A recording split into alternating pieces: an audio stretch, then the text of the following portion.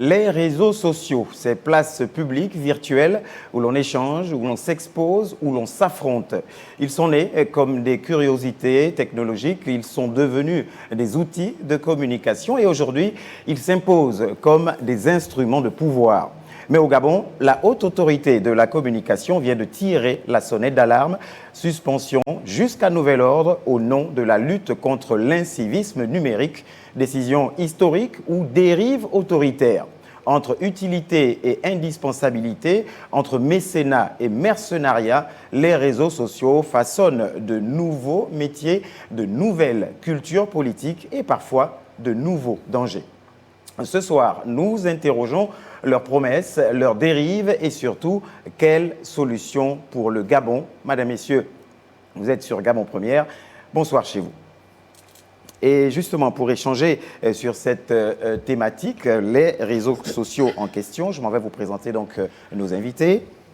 Et tout de suite, à ma droite, M. Marc Ona Essangui, parlementaire. Bonsoir. Bonsoir. Merci d'être présent ce soir. En face de vous, nous avons M. Yurindong Beng, docteur en droit. Bonsoir. Bonsoir. Merci pour l'invitation. Voilà, et on repasse de l'autre côté où nous avons M. Ultri Okenkali, acteur politique. Bonsoir, monsieur. Bonsoir, monsieur. Voilà, allez, on repart à gauche. Et là, nous avons M. Sir Pavlov Moussavou, sociologue. Bonsoir et merci pour l'invitation. Merci à vous d'avoir accepté cette invitation. Et enfin, nous avons monsieur Saturnin Meyong King. Bonsoir. Bonsoir. Alors, vous êtes là en tant que témoin. Amen. Voilà, témoin en tout cas de près des réseaux sociaux. Alors, les réseaux sociaux, on le sait, la haute autorité de la communication a tiré la sonnette d'alarme depuis hier. Allez, pour resituer un tout petit peu tout cela, je vous invite à resuivre ce discours de la haute autorité de la communication.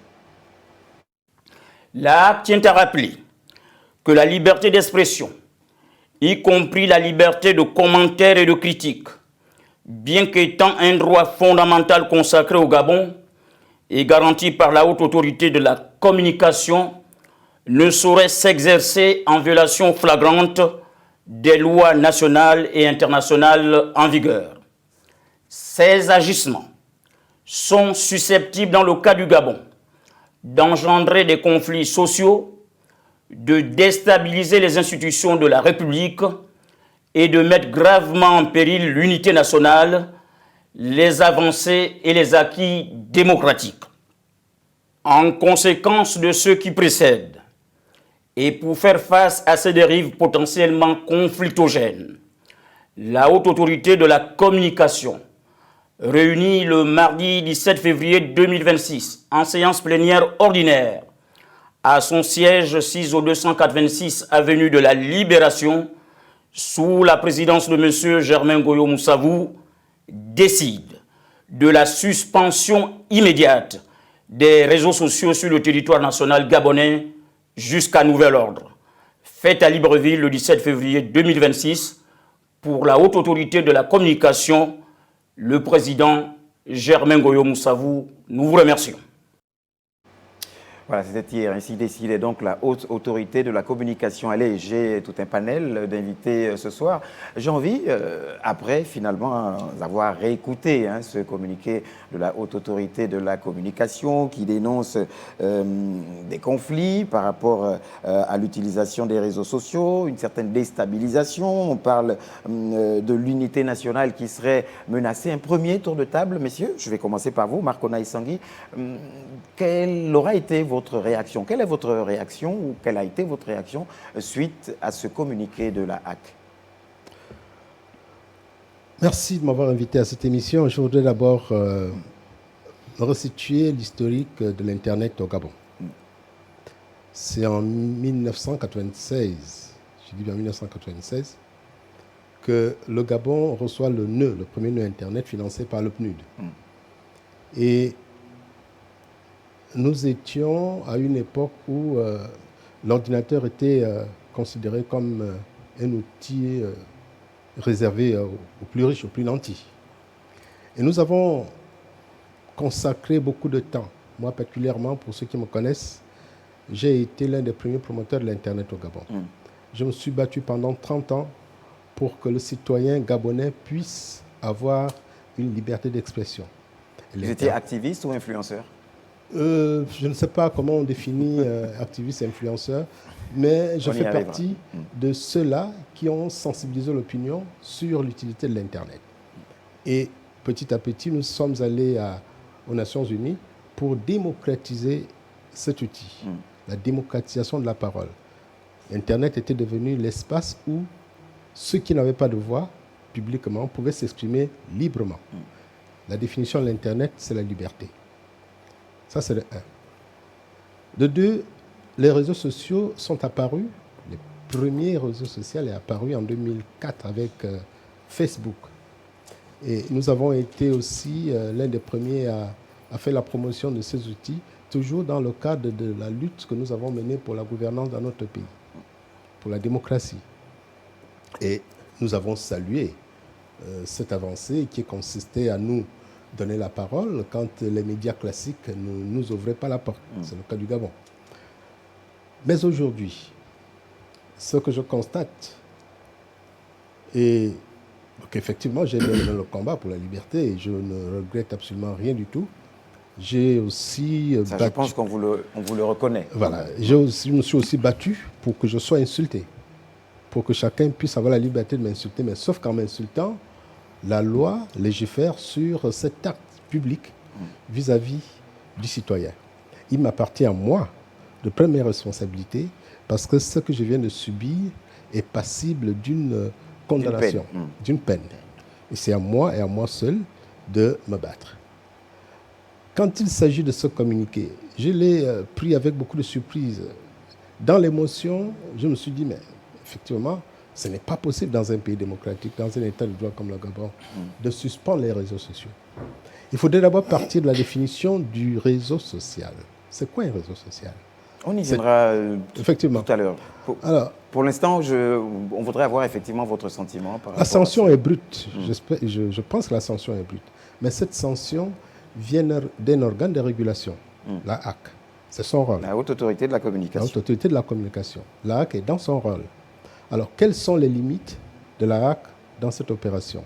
Et quels sont les messages que la HAC voudrait faire passer à l'opinion nationale et internationale? Je pense que le débat doit se tourner à cet endroit. La HAC s'est prononcée. Il appartient maintenant à nous, citoyens, il appartient maintenant au gouvernement de... C'est vous qui avez utilisé le terme de sonnette d'alarme, de récupérer cet acte.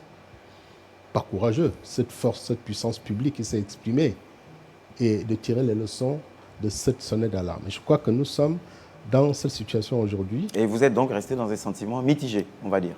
Je suis dans le sentiment de celui qui pense que la HAC a donné, a sifflé la sonnette d'alarme, et à chacun de nous, aux régulateurs, au gouvernement et aux citoyens, de s'asseoir pour effectivement identifier ce qui ne va pas dans... D'accord. Et c'est ce que nous allons tenter de faire également tout au long de cette soirée. J'ai envie de me retourner vers vous, le docteur en droit, M. Yorick Ndongbeng, pour votre sentiment également en tant que juriste lorsque vous avez écouté ce communiqué. Alors je vous remercie de m'avoir donné la parole. Et effectivement, ce que je peux dire, c'est que le sentiment, c'était celui de la surprise. Évidemment, une décision aussi radicale, rigoureuse, devait apporter toutes les questions et toutes les supputations qui sont suivies. Ce qu'il faut dire, c'est que on va essayer de rester sur une analyse juridique. Le véritable problème, je pense, pour certains, pour la majorité des Gabonais, c'est le caractère impersonnel de la sanction. C'est-à-dire qu'effectivement, autant que nous sommes, nous constatons sur les réseaux sociaux un certain nombre de dérives. Il ne se passe pas une semaine sans qu'on reçoive une vidéo à caractère pédopornographique, une vidéo où tel est insulté, des publications diffamantes, etc. Mais ça, il faut le rappeler, c'est le fait d'une minorité de Gabonais. Et cette minorité de Gabonais, pour l'opinion générale aujourd'hui, est en train de faire peser une sanction sur le reste de la population. Une minorité qui fait beaucoup de bruit quand même, au regard aussi du nombre de vues de ces... Effectivement, effectivement. Donc la première difficulté pour le Gabonais à ce moment-là, c'est de se dire, la loi, et en tout cas en ce qui concerne la sanction, la punition, en droit pénal, elle est individuelle et pas collective. Donc de ce point de vue-là, de ce point de vue juridique, je comprends un peu la difficulté que peuvent avoir les Gabonais face à l'appréhension de cette question. Mais après, comme vous l'avez rappelé, effectivement, il faut redire que la HAC est dans son champ de compétences. Il faut rappeler qu'on a l'article 3 de la loi de 2023 qui est venu consacrer sa réorganisation, qui fixe les missions de la HAC et qui nous dit très clairement que la HAC a pour mission la régulation du secteur de la communication audiovisuelle, cinématographique et numérique. Donc la HAC a toute compétence pour s'attaquer à des dérives sur les réseaux sociaux, pour prendre cette décision. La loi de 2023 lui a donné la possibilité de suspendre les réseaux. Maintenant, la question qui se pose, c'est celle de la constitutionnalité. Je pense qu'on en reparlera. On en reparlera. Parce que la loi mère nous dit quelque chose. Le temps pour nous de nous retourner vers Ultri Okinkali, acteur politique. Alors comment vous avez reçu cette nouvelle qui a été appliquée quasiment au lendemain? Alors, j'avoue que j'ai été surpris. J'ai été surpris par cette mesure. Mais en même temps, le phénomène est patent. Il est là, il est très visible. La gêne, l'utilisation disproportionnée, en fait, de ces réseaux sociaux dont, il faut le reconnaître, l'usage rationnel permet d'améliorer le quotidien des uns et des autres. Il faut reconnaître aussi, et j'ai une pensée très particulière pour les pères et les mères de famille qui vivent du commerce en ligne, donc de toutes les activités liées donc, aux réseaux sociaux.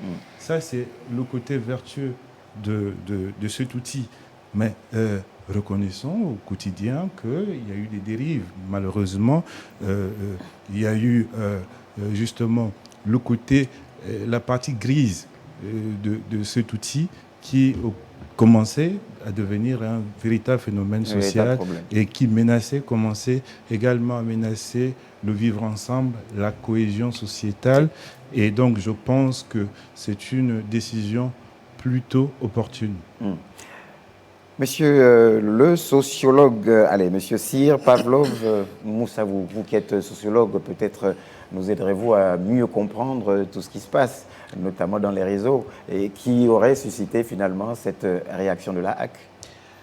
Écoutez, je pense que le communiqué a été assez clair pour ce qui concerne les motivations qui ont poussé ou amené la HAC à prendre cette décision qui, pour ma part, a été brusque.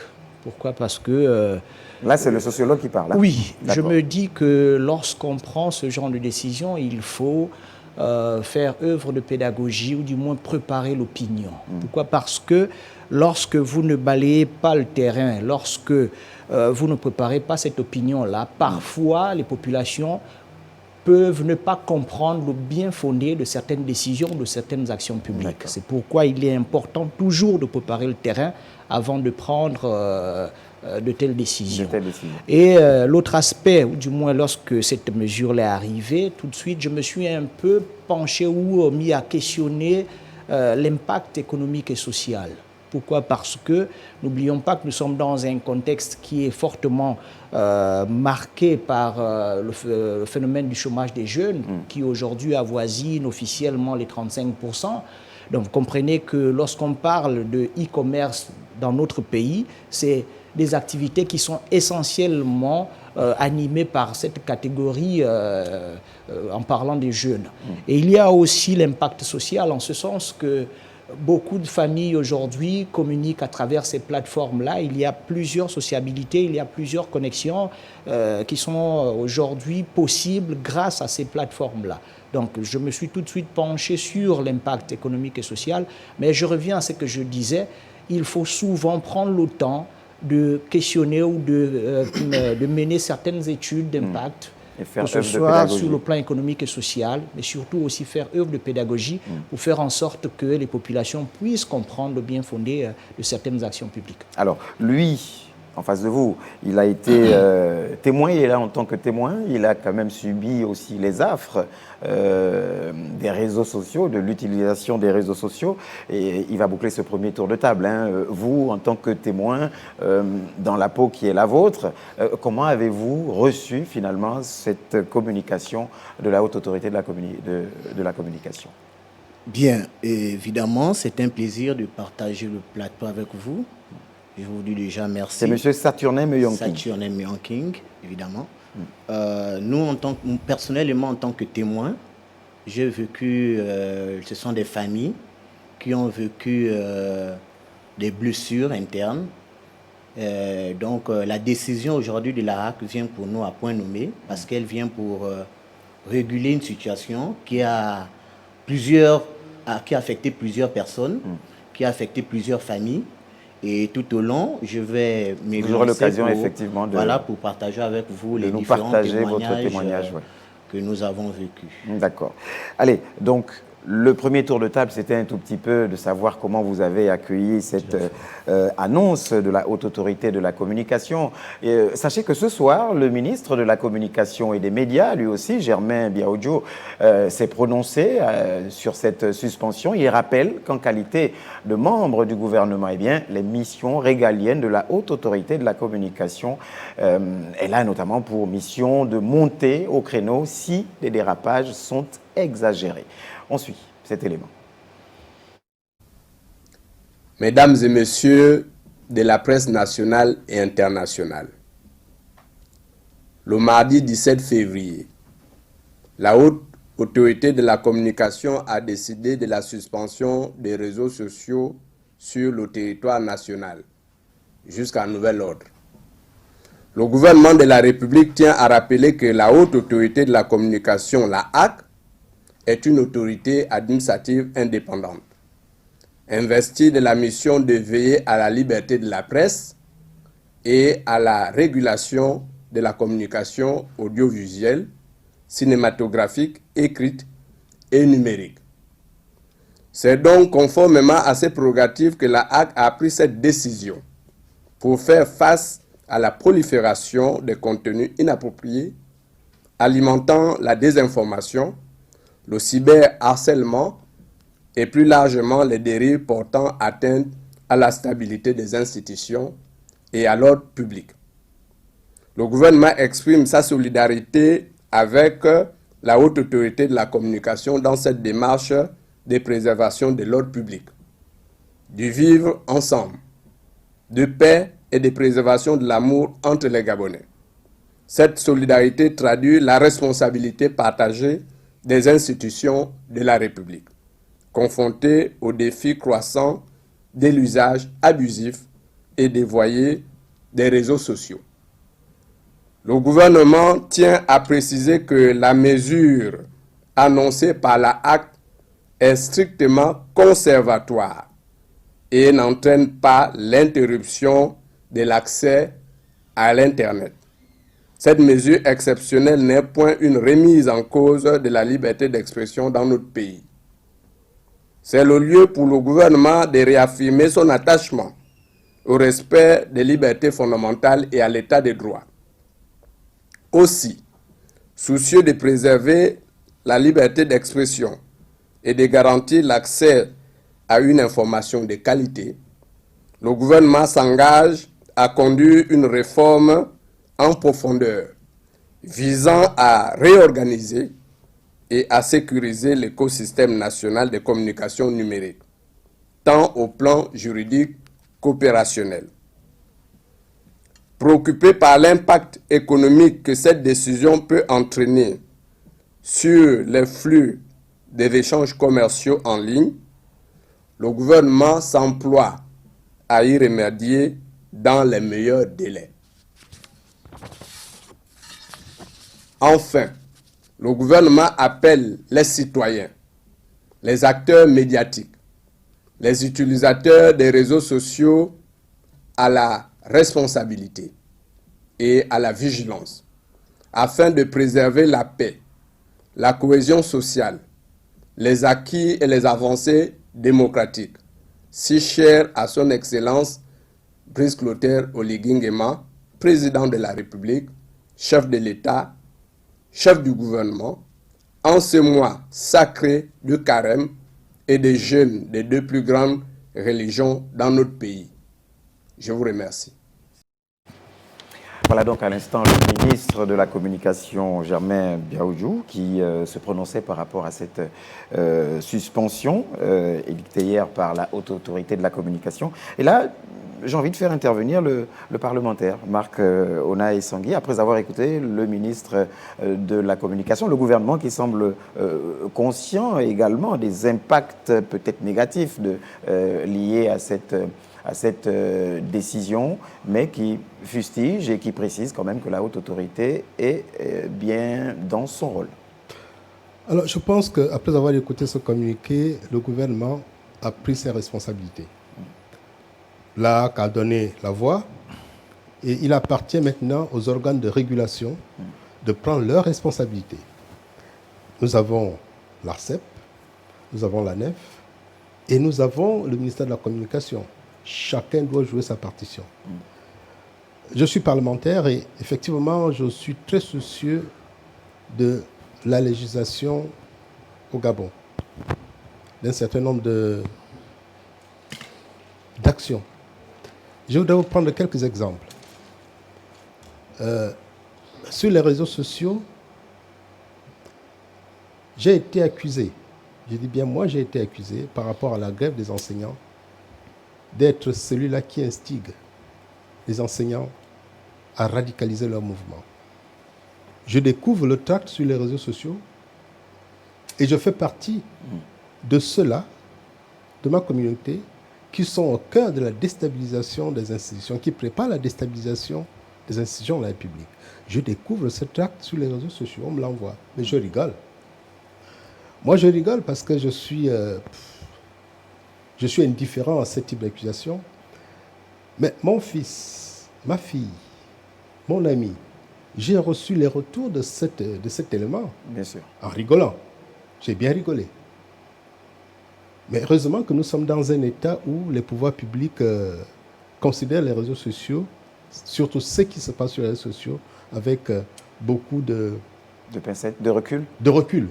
Mais si nous étions dans un état totalitaire, je pense que j'aurais été arrêté pour conspiration. Ça, c'est un fait. À plusieurs reprises, j'ai été déclaré mort par certains activistes. Donc, je vais vous prendre des exemples qui me concernent personnellement. Si c'est moi qui fais ce témoignage, ils sont nombreux les Gabonais qui ont été victimes de cet harcèlement et de cette violation des droits individuels. Et il appartient aux régulateurs de prendre leurs responsabilités et aux parlementaires de jouer leur partition. Je suis prêt aujourd'hui, je parle sous le contrôle d'un juriste.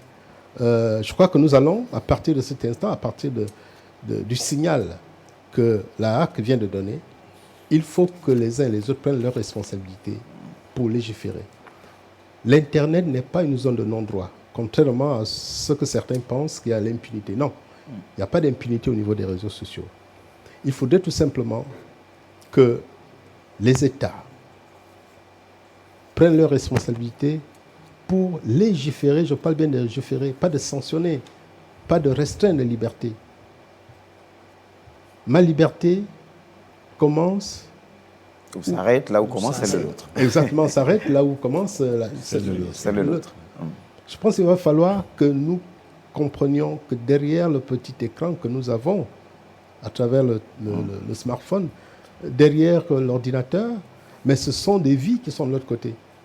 Personne ne peut s'amuser à, je dirais, à porter atteinte à l'honneur et à la sécurité d'un État. Tout simplement parce qu'on se retrouve à 100 000 lieues du Gabon ou juste à côté pour diffamer. Et c'est le signal que la HAC vient de donner pour que nous sachions être responsables, chacun à son niveau. Je suis défenseur des droits de l'homme. Je suis de ceux-là qui ont milité pour que l'Internet, l'usage de l'Internet soit considéré comme un droit humain. L'usage de l'Internet est considéré par les Nations Unies comme un droit fondamental. Je ne peux pas être de ceux-là qui vont être les premiers à bafouer le respect de ces droits. D'accord, le respect des citoyens et Internet, justement, on en parle. On va faire un tout petit peu l'historicité. Aujourd'hui, omniprésent dans nos vies. Il faut préciser donc que Internet, dans les réseaux sociaux, influence l'information et transforme également nos activités quotidiennes. Mais avant de devenir ces outils incontournables, ils ont d'abord été une révolution silencieuse. Donc, du tout premier accès à Internet au Gabon, à l'explosion des plateformes numériques, retour sur une transformation majeure de notre société. Un document signé Régis Terence Ngondong et Aristide Ibombo. La Haute Autorité de la Communication, réunie le mardi 17 février 2026 en séance plénière ordinaire à son siège 6 au 286 avenue de la Libération, sous la présidence de M. Germain Goyo Moussavou, décide de la suspension immédiate des réseaux sociaux sur le territoire national gabonais les années 2010, avec une adaptation massive dans les années 2013 et 2014. Au Gabon, les réseaux sociaux ont connu en une décennie une évolution fulgurante. D'outils de divertissement et de sociabilité, ils sont devenus de véritables instruments d'information, d'influence et parfois même de mobilisation citoyenne. Dans un contexte marqué par des périodes de suspension ou de restriction, cette mutation apparaît avec encore plus d'évidence. De l'outil de loisir à la plateforme d'information, les réseaux sociaux ont longtemps été perçus comme des espaces de partage de photos, de discussion ou de promotion commerciale. Des plateformes comme Facebook, Instagram ou X se sont progressivement imposées comme des canaux alternatifs d'information. Au Gabon, où l'accès aux médias traditionnels peut parfois être limité ou perçu comme institutionnel, les réseaux sociaux jouent un rôle complémentaire. Diffusion rapide de l'actualité, relais des communiqués officiels, expression d'opinions citoyennes, veille communautaire en temps réel, ils permettent à chacun d'être à la fois consommateur et producteur d'informations, un outil d'expression et de participation citoyenne. Dans un contexte politique et social dynamique, les réseaux sociaux sont devenus des espaces d'expression démocratique. Ils facilitent le débat public, la dénonciation d'abus, la sensibilisation sur des causes sociales, la mobilisation lors d'événements majeurs. Ils donnent la parole à des catégories autrefois peu audibles, jeunes, acteurs de la société civile, entrepreneurs et bien d'autres.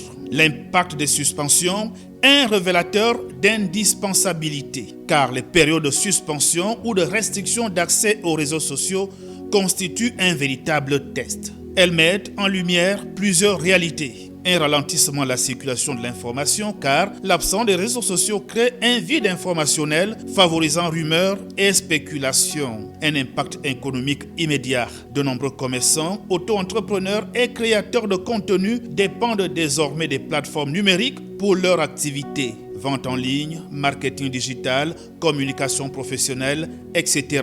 Les réseaux sociaux sont devenus des outils essentiels de communication familiale et professionnelle, notamment entre l'intérieur du pays et la diaspora. Ainsi, ce qui relevait hier du confort numérique apparaît aujourd'hui comme une infrastructure sociale stratégique. Toutefois, cette indispensable présence pose aussi des défis. Propagande de fausses informations, discours haineux, manipulation de l'opinion, cybercriminalité. La question n'est donc plus celle de l'utilité des réseaux sociaux, mais celle de leur encadrement intelligent, à savoir trouver l'équilibre entre sécurité, stabilité et liberté d'expression continue, un jeu majeur pour les autorités comme pour les citoyens. En conclusion, au Gabon, les réseaux sociaux ont franchi le cap de la simple utilité. Ils sont devenus indispensables au fonctionnement informationnel, économique et social du pays. Dans un contexte de suspension, leur absence agit comme un révélateur. Elle démontre que le numérique n'est plus un luxe, mais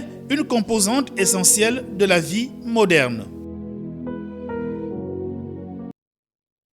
Voilà donc, messieurs, si vous nous rejoignez seulement maintenant, nous sommes donc sur ce plateau spécial par rapport aux réseaux sociaux, justement, en question. À l'instant, on parlait donc de l'utilité et finalement l'incontournabilité des réseaux sociaux. C'était à travers ce document d'Arnaud Mbabenkoum. Le temps d'avoir votre sentiment.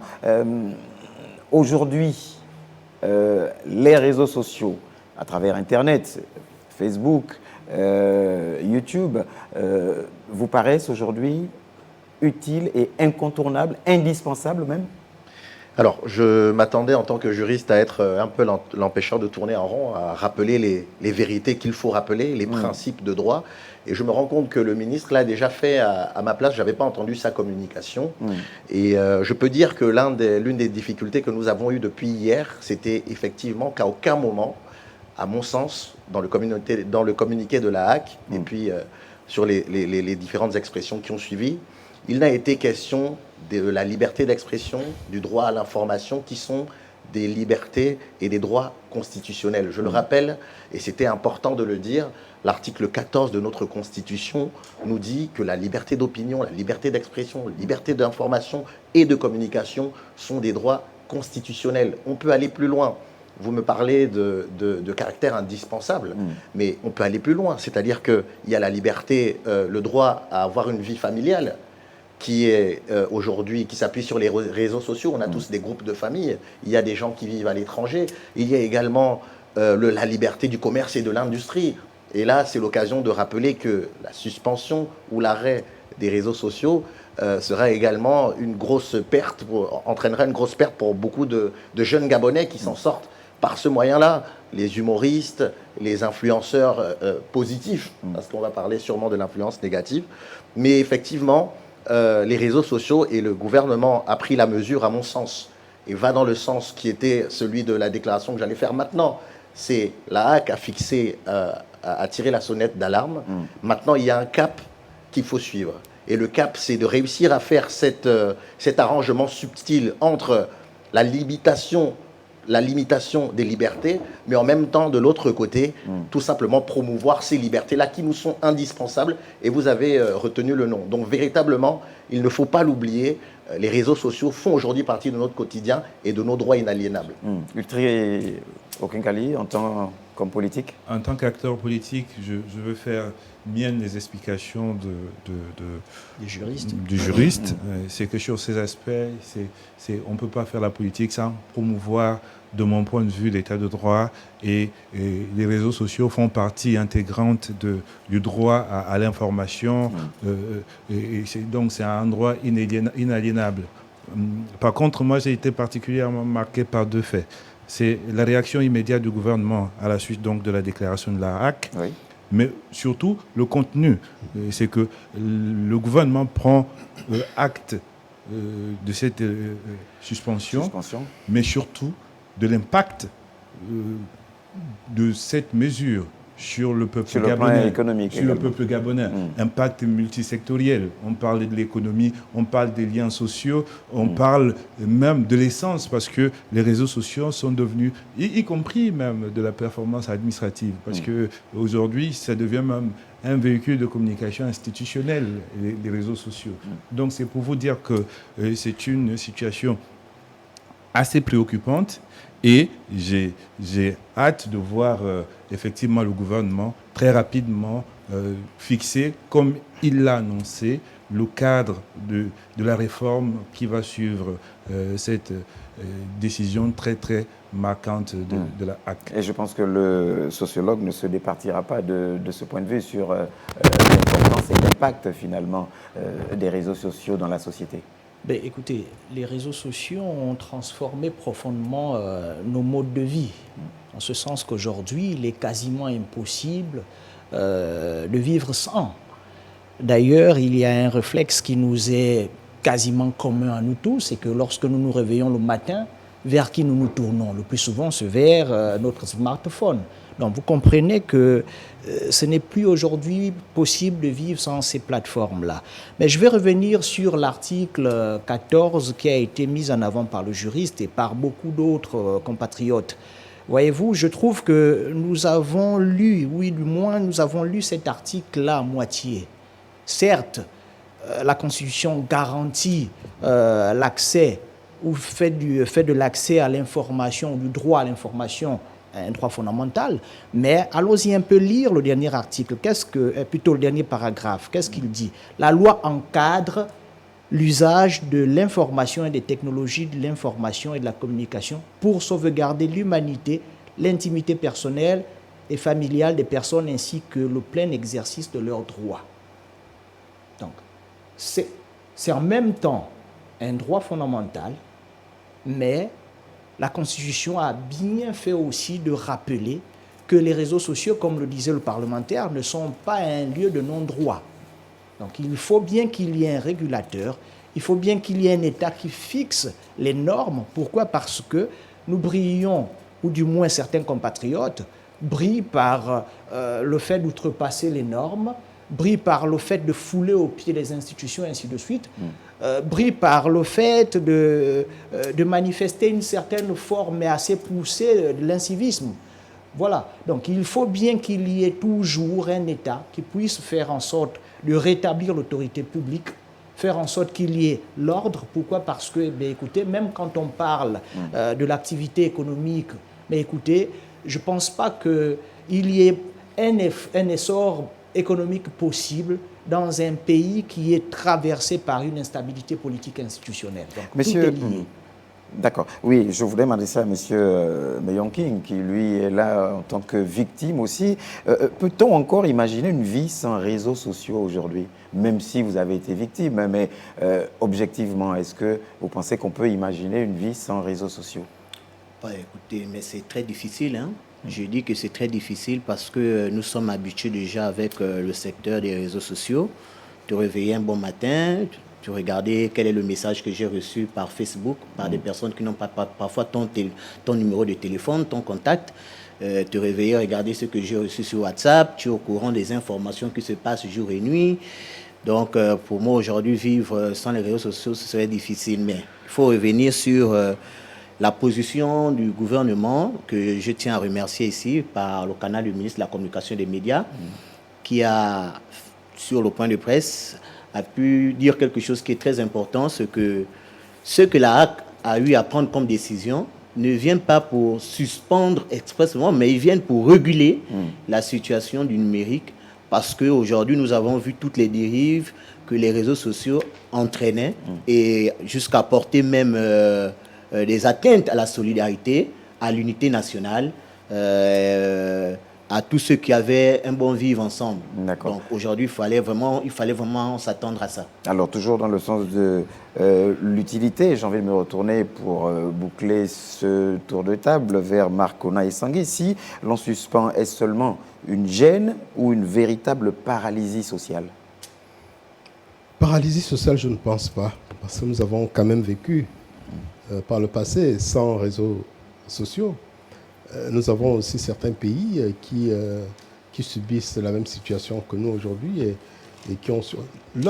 L'humain sait s'adapter. Je voudrais revenir sur le reportage que nous avons suivi qui a relevé deux faits majeurs. C'est-à-dire que le Gabon n'est pas à sa première suspension d'Internet.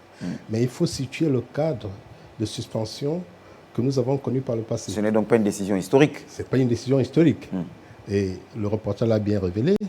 C'est dans des situations de troubles que nous avons connu suspension de l'Internet.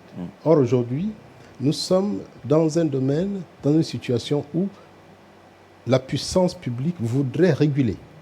C'est la régulation. Et je voudrais aussi rappeler qu'au lendemain du 30 août, la première action que les militaires ont posée, c'est le rétablissement de l'Internet qui a été suspendu. Ça, il faut le retenir. Ce sont des militaires qui l'ont fait. Et nous avons connu la période de la transition où les efforts ont été accomplis pour que les instruments numériques soient renforcés. Je pense que nous pouvons circuler à Libreville et retrouver des endroits publics où l'Internet est carrément gratuit. Tout simplement parce qu'il y a cette volonté de faire de l'Internet un outil de construction, de développement et de transformation de notre pays. Le chef de l'État, Brice Oligui, je crois que l'une de ses missions, c'est de digitaliser l'administration. La digitalisation ne peut pas se faire si on ne se repose pas sur Internet et sur les réseaux sociaux. D'accord. Je ne pense pas que la volonté des plus hautes autorités soit de stopper Internet ou bien mais il faut réguler. Il faut réguler. C'est dans la régulation qu'on retrouve la discipline et le respect d'autrui. D'accord. Allez, on va poursuivre si vous le voulez bien et passer à la partie suivante qui entamera le débat pour parler de ce phénomène de mécénat et de mercenariat, notamment sur les réseaux sociaux. L'on observe sur les réseaux sociaux une dynamique où le mécénat et le mercenariat coexistent, impliquant souvent des personnalités politiques comme mécènes discrètes. Ces dernières sont associées à des individus, parfois qualifiés de mercenaires numériques ou de la communication, qui ont engagé et rémunérés qui sont engagés et rémunérés pour salir l'image de certains dignitaires. Le commentaire d'Eric Nzengi Badinga, Mwanjok. Les réseaux sociaux mettent en lumière une réalité inquiétante.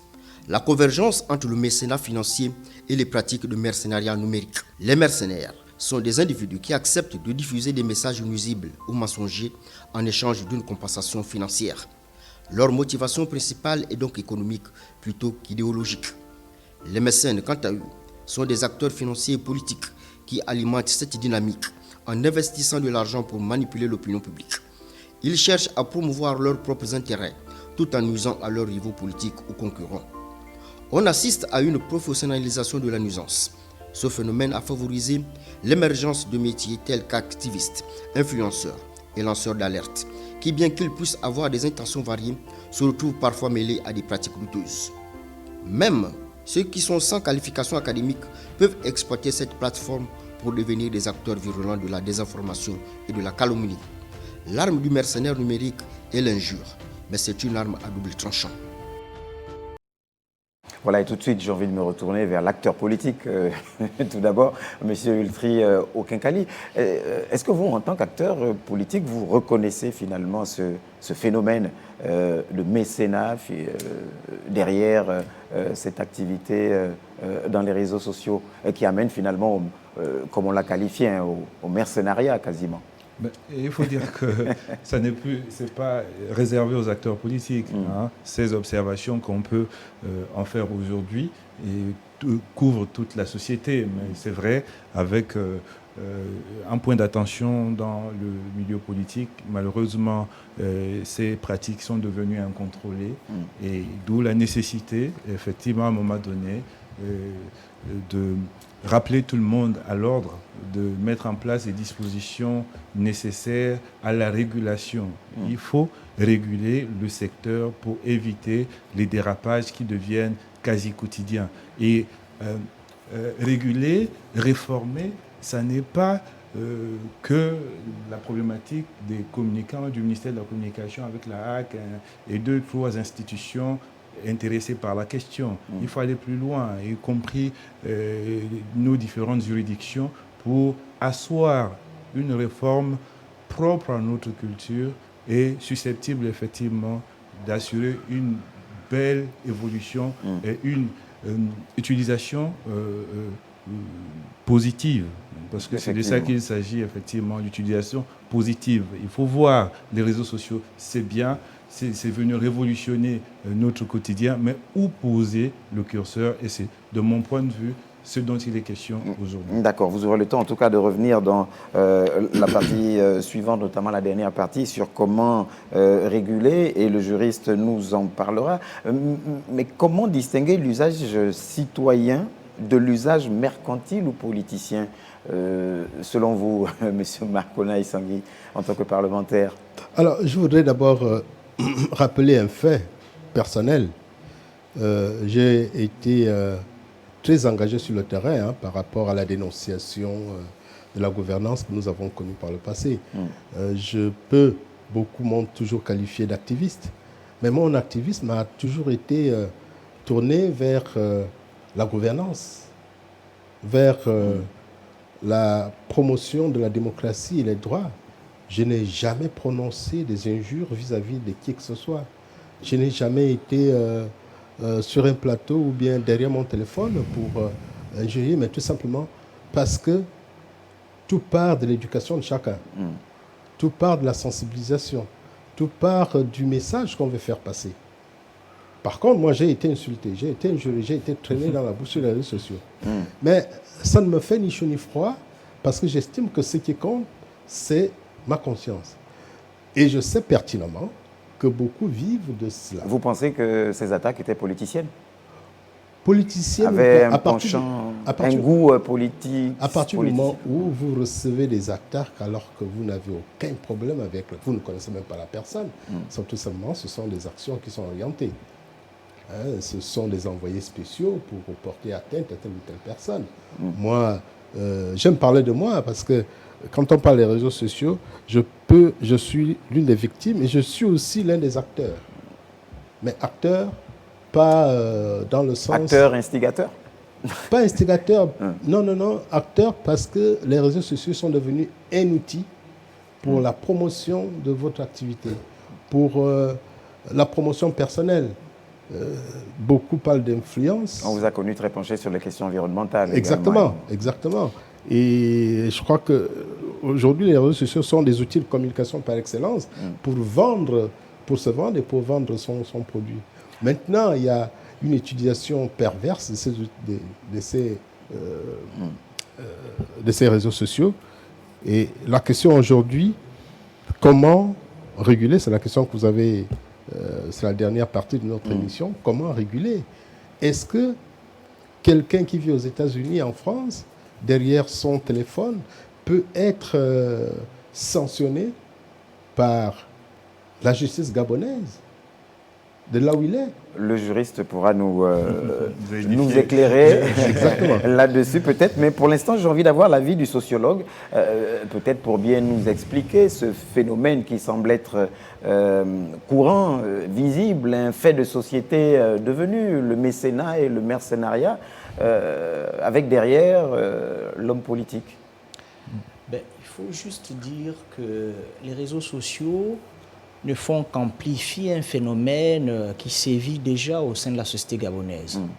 Donc, c'est des formes de violence, c'est des façons d'agir, c'est des comportements que nous rencontrons au quotidien et qui se déploient sur le numérique.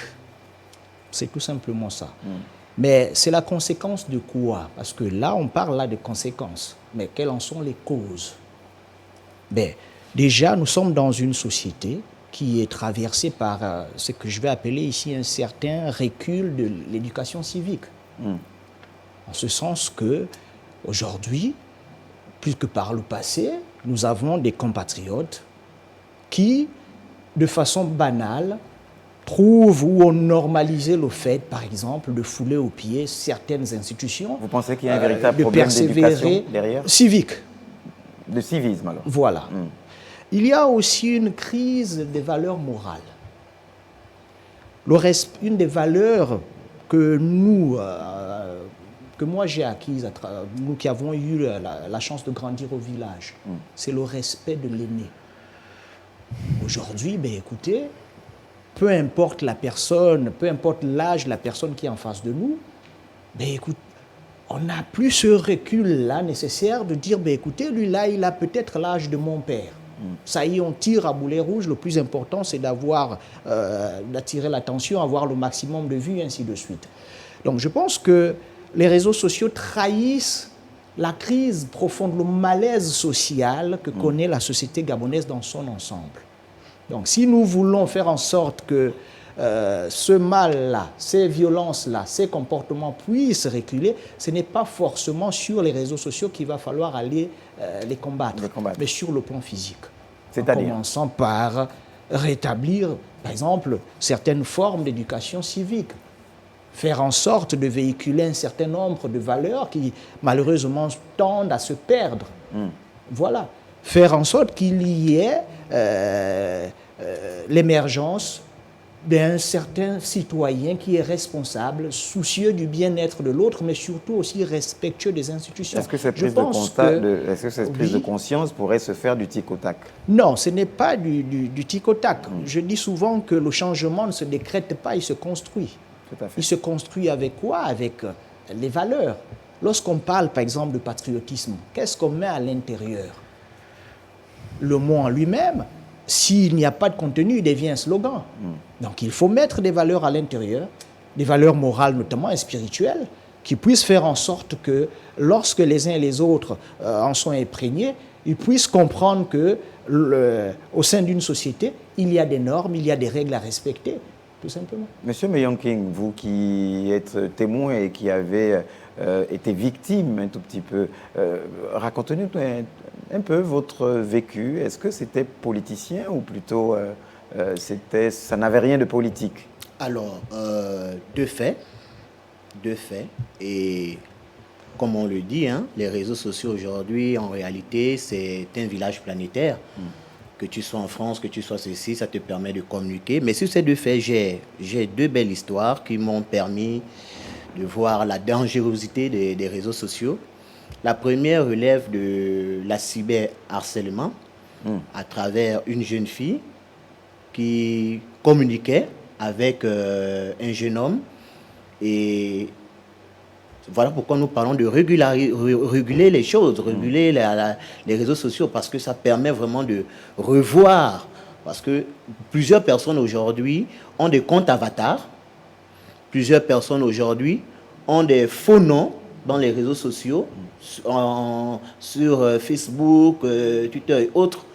Et donc se fait passer pour d'autres personnes, prennent une image et se fait passer pour cette personne. Tu communiques avec la personne, tu te dis, bon, c'est le compte de X que je connais, c'est le compte de Y que je connais, ça veut dire que je peux changer avec la personne. Mais or, derrière ce compte... Il y avait des intentions malveillantes. La personne a des intentions malveillantes, c'est pas ce compte, tout simplement parce qu'il y a un problème de régularisation. Alors, cette jeune fille communiquait avec ce monsieur, avec ce dernier, jusqu'à ce qu'à un certain moment, le monsieur s'était révélé. Mais après un an, donc il y a une confiance qui s'installe. Et après un an, le monsieur partageait son intimité, les deux partageaient leur image, les deux partageaient ceci. Et la fille s'est retrouvée dans une situation en difficulté. Quand le monsieur s'est révélé en disant, voilà, je suis béninois, si tu ne m'envoies pas ceci, je vais exposer ça dans les réseaux sociaux, je vais faire ceci. Vous voyez ce que ça fait à cette fille qui a ses enfants, qui a sa famille, qui apprenait dans une école. Et aujourd'hui, elle avait même failli passer à se suicider. Ouais. Voilà. Donc, c'est quand elle me rencontre dans les réseaux sociaux, à travers Facebook, j'avais fait un communiqué, j'avais fait un message de sensibilisation, comment faire pour éviter les arnaques de telle sorte, que voilà, de ce genre. Et quand elle m'avait vu, elle avait écrit dans mon inbox, je cherche à te rencontrer, elle est venue vers moi et elle m'a expliqué le truc. Je lui ai dit, avant 24 heures, voilà ce qu'on va faire. Et nous avons utilisé les procédés qu'il fallait utiliser parce que je l'avais déjà fait une fois, deux fois avec certains d'autres. Et ça avait fait en sorte que la fille se retrouve aujourd'hui. Le monsieur ne pouvait plus communiquer avec elle, ne pouvait plus transférer les images ailleurs. Monsieur Ndongbeng, est-ce que pour ce genre de situation, il y a des dispositions justement légales? Oui, bien sûr, il y a des dispositions légales. Et lors de notre discussion tout à l'heure, effectivement, on rappelait qu'il y avait donc eu des réformes qui avaient été entreprises en 2023 sur le plan du droit pénal pour prendre en compte tout ce qui était harcèlement en ligne, cyberharcèlement et puis d'autres défauts du numérique. Mais pas que cyberharcèlement, puisque nous parlions dans cette partie de mécénat, d'utilisation à des fins politiques également. Oui. Diffamation, on va dire. Alors, oui. Moi, je suis, je l'ai dit tout à l'heure, vous avez peut-être compris, je suis un libertaire. J'ai fait ce métier. J'ai exercé le métier d'avocat pour exercer totalement, aller au bout des libertés des gens. Et puis, l'autre aspect, l'autre penchant de la liberté, c'est le droit. Donc, de poursuivre l'engagement à se battre pour que les droits des gens soient respectés. Et effectivement, il y a quelque chose de très facile au Gabon actuellement. C'est ce qu'on appelle le Congossa. Le Congossa, c'est de la diffamation, tout simplement. Et en fait, on a du Congossa qui est utilisé en politique, du Congossa qui est utilisé dans les affaires, tout simplement par des personnes qui sont aujourd'hui devenues des agents économiques, qui vendent des informations, qui vendent des nuisances vis-à-vis d'autres personnes, et qui se retrouvent comme ça avec tout un marché que vous appelez marché de mercenariat, mais qui est tout simplement un marché criminel. Donc moi, très clairement, sur cette question, j'ai très souvent, ça fait quelques temps que j'ai eu quelques clients, depuis que je suis arrivé à Libreville, je peux vous le dire, j'ai eu déjà 3-4 cas de clients qui sont venus pour des cas de diffamation que j'ai suivis, et c'est quelque chose qui doit nous pousser à obtenir, à se battre pour avoir des nouvelles lois. Et on revient encore sur la régulation. Et là, c'est très important parce que le droit à l'image, là, vous avez parlé de quelque chose qui est une violation du droit à l'image. Le droit à l'image, et je tire la sonnette d'alarme, va faire des ravages dans pas longtemps parce qu'il y a l'utilisation aujourd'hui de l'IA, où vous pouvez mettre le visage de quelqu'un sur une vidéo et quelqu'un fait des gestes. Il est dans des positions et c'est pas vous. Et vous savez très bien que c'est pas vous, mais comment vous faire croire? Il faut vraiment qu'il y ait de la régulation sur ces questions. Il faut vraiment que l'arsenal judiciaire et juridique soit renforcé. Tout à l'heure, cela a été évoqué un peu à la loi d'encadrer. Mais le problème, c'est que l'encadrement aujourd'hui est incomplet. Et c'est ça qui doit être la dernière partie de notre... Je pense que ce sera la dernière partie de notre échange. Oui, nous allons y arriver bientôt. Où on va. Il faut encadrer, il faut réguler. Et pour ça, il y a déjà quelques pistes. Voilà. Et nous allons poursuivre. Justement, nous parlions à l'instant de mécénat et de mercenariat. Il y a les effets boomerang de tout cela. On va poursuivre les réseaux sociaux. Moyens de connexion et de partage de connaissances et d'échange d'opinions sont utilisés aujourd'hui par certains hommes politiques, nous le disions, pour nuire à leurs adversaires.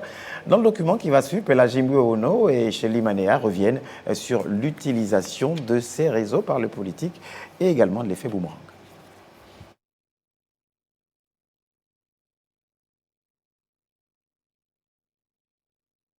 Ils étaient au départ des outils de connexion, de partage et de liberté d'expression, des espaces numériques où chacun pouvait s'informer, débattre et participer à la vie publique.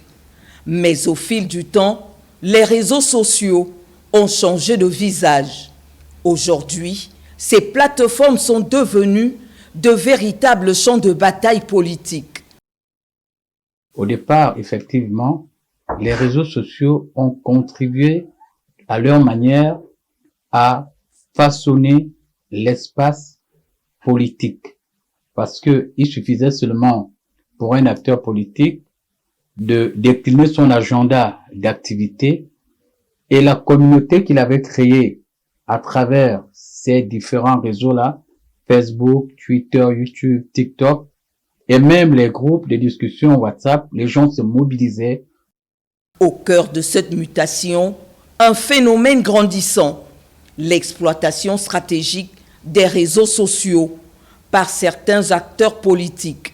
Dans l'ombre, des hommes et femmes politiques utiliseraient des relais numériques pour orienter l'opinion, discréditer des adversaires ou manipuler des débats. Vous savez, nous sommes dans une république. La divergence d'opinion ne nous pousse pas à diffamer, à insulter. Si vous êtes contre moi, vous devez apporter des arguments. Ils sont généralement cachés. Ils sont derrière des identifiants masqués, donc qui se permettent de dire n'importe quoi. Certains font des vidéos un peu dégradantes sur nos autorités. Je ne trouve pas ça juste. Pire même encore, ceux qui sont suivis par une grande communauté, ils incitent certains, leur communauté, à faire comme du harcèlement vis-à-vis des personnes qu'eux-mêmes ils n'aiment pas. On les appelle communément des activistes ou influenceurs engagés. Si certains revendiquent un activisme citoyen, d'autres sont accusés d'agir comme des mercenaires de l'information. Leur arme, la rumeur, la dénonciation ciblée, la médisance. Leur terrain, Facebook, TikTok ou encore WhatsApp. Leur motivation, selon plusieurs observateurs, le plus offrant.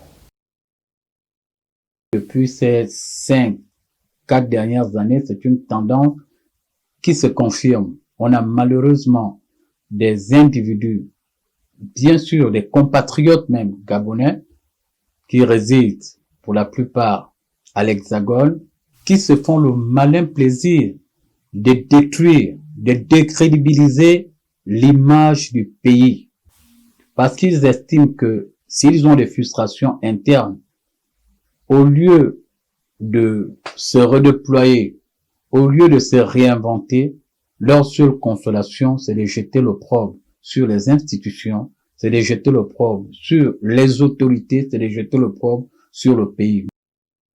Des réputations sont ainsi brisées en quelques publications virales, des carrières politiques fragilisées en quelques heures, des familles exposées sans filtre au tribunal populaire du numérique. Il faut dire qu'on a malheureusement assisté à ce passage d'instruments de promotion à armes de destruction massive. Pourquoi? Parce qu'aujourd'hui, lorsque vous faites un balayage de l'actualité et ce qui s'est dit dans les réseaux, malheureusement, aujourd'hui, pour certains ayant de mauvaises intentions, les réseaux sociaux apparaissent comme un instrument de destruction. Destruction pourquoi? Il y a des campagnes de désinformation. On assiste beaucoup plus aujourd'hui à des attaques personnelles. On attaque beaucoup plus certains individus. Ce qui était au départ un outil d'émancipation devient alors un instrument de règlement de compte. Et l'effet boomerang n'épargne personne, car ceux qui alimentent ces campagnes numériques peuvent à leur tour en devenir des victimes. À côté, il y a le phénomène qui est devenu monnaie courante, la création de faux comptes, donc armée numérique. Il y a le fait d'instrumentaliser certains activistes et influenceurs. À côté de cela, il y a l'atteinte aux droits des personnes, il y a l'atteinte à la vie privée, et il y a même, malheureusement, ceux qui versent dans la diffamation, et il y a même ceux qui tiennent des propos pour désunir, diviser avec des connotations ethno-linguistiques. C'est ce qui a déploré. Aujourd'hui, malheureusement, il faut le dire en toute objectivité, certains individus se servent mal de cet instrument qui devrait rassembler les peuples pour malheureusement vouloir les diviser. Des analystes mettent en garde contre cette spirale dangereuse. Perte de crédibilité des institutions, banalisation de la diffamation, affaiblissement du débat démocratique. Car lorsque l'information devient une marchandise et que la réputation se négocie, c'est la confiance publique qui s'effrite. Certains ressortissants de nos différents pays, pour la plupart résidant à travers le monde, Europe, Amérique, Asie, Afrique, en ont fait un métier. Et quand on parle de métier, il y a l'intention d'être rémunéré. Il y a d'autres qui vendent même leurs services. Aujourd'hui, on a une armée qui se constitue derrière certains hommes politiques pour nuire à leurs adversaires, parfois en rencontrant des mensonges, en diffusant des fausses informations. Tout cela, c'est pour défendre ce qu'ils doivent percevoir. Et c'est tout le regret parce qu'après, on sort du champ et de la compétition politique. Face à cette réalité, des voix s'élèvent pour appeler à plus de responsabilité. Responsabilité des acteurs politiques, invités à privilégier le débat d'idées.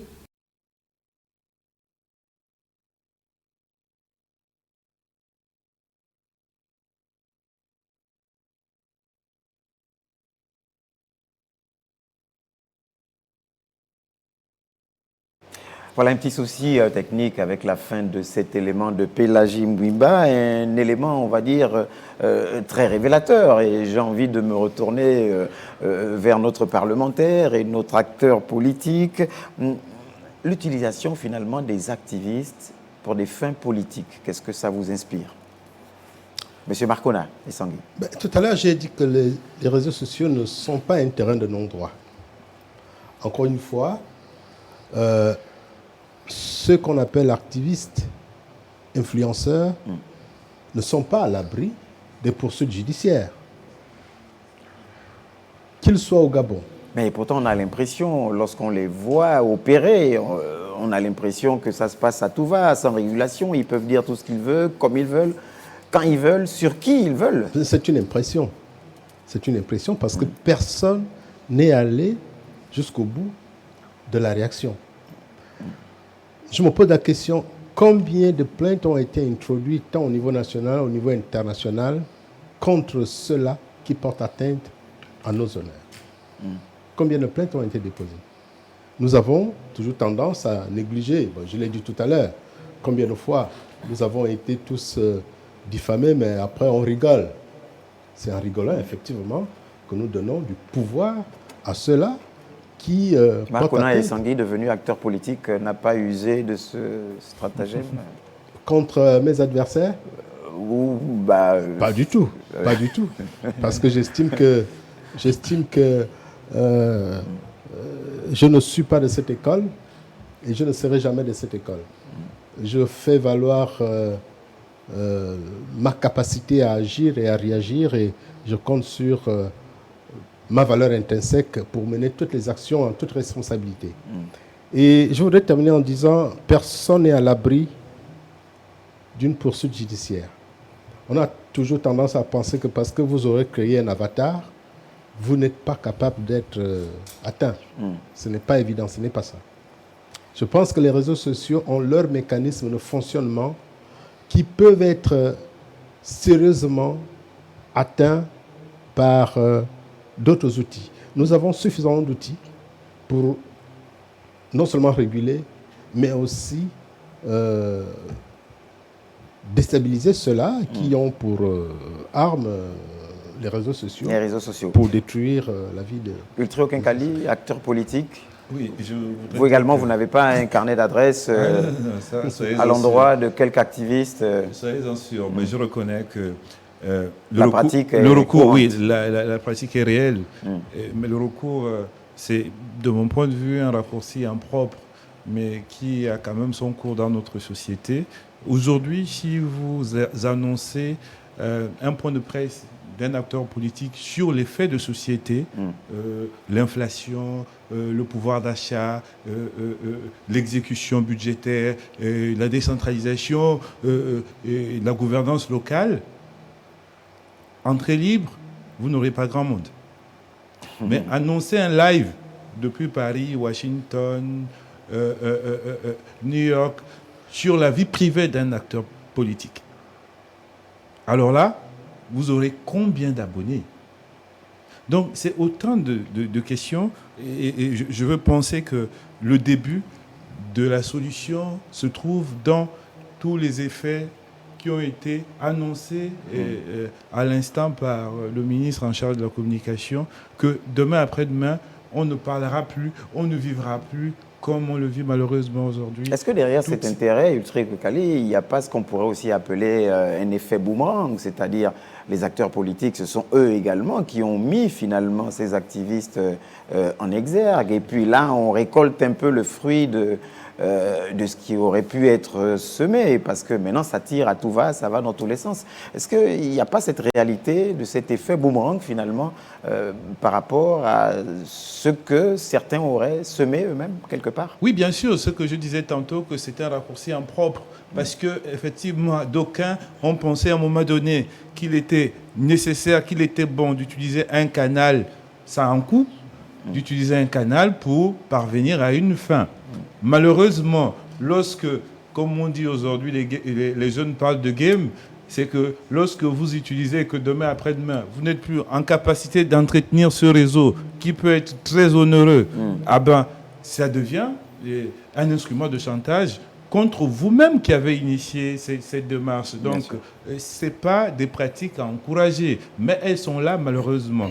Et donc, elles méritent d'être bien dénoncées et en face d'elles, à défaut des poursuites, puisque malheureusement pour l'instant on n'est pas dans cette culture, même si c'est une culture à promouvoir, ben, il faut déjà réguler pour que demain après-demain, quand on prend 2, 3 cas d'exemple, au moins, ça aura le mérite de sensibiliser le grand monde. Alors, il faut réguler ce, d'autant plus qu'il y a comme une vente aux enchères, parce qu'on va le voir, on se vend finalement au plus offrant. Les réseaux sociaux ne sont pas seulement un levier de communication, ils sont aussi un canal de revenus, que vous soyez une marque de créateur, de contenu ou une entreprise, il est possible de transformer sa présence en ligne en un véritable moteur de rentabilité.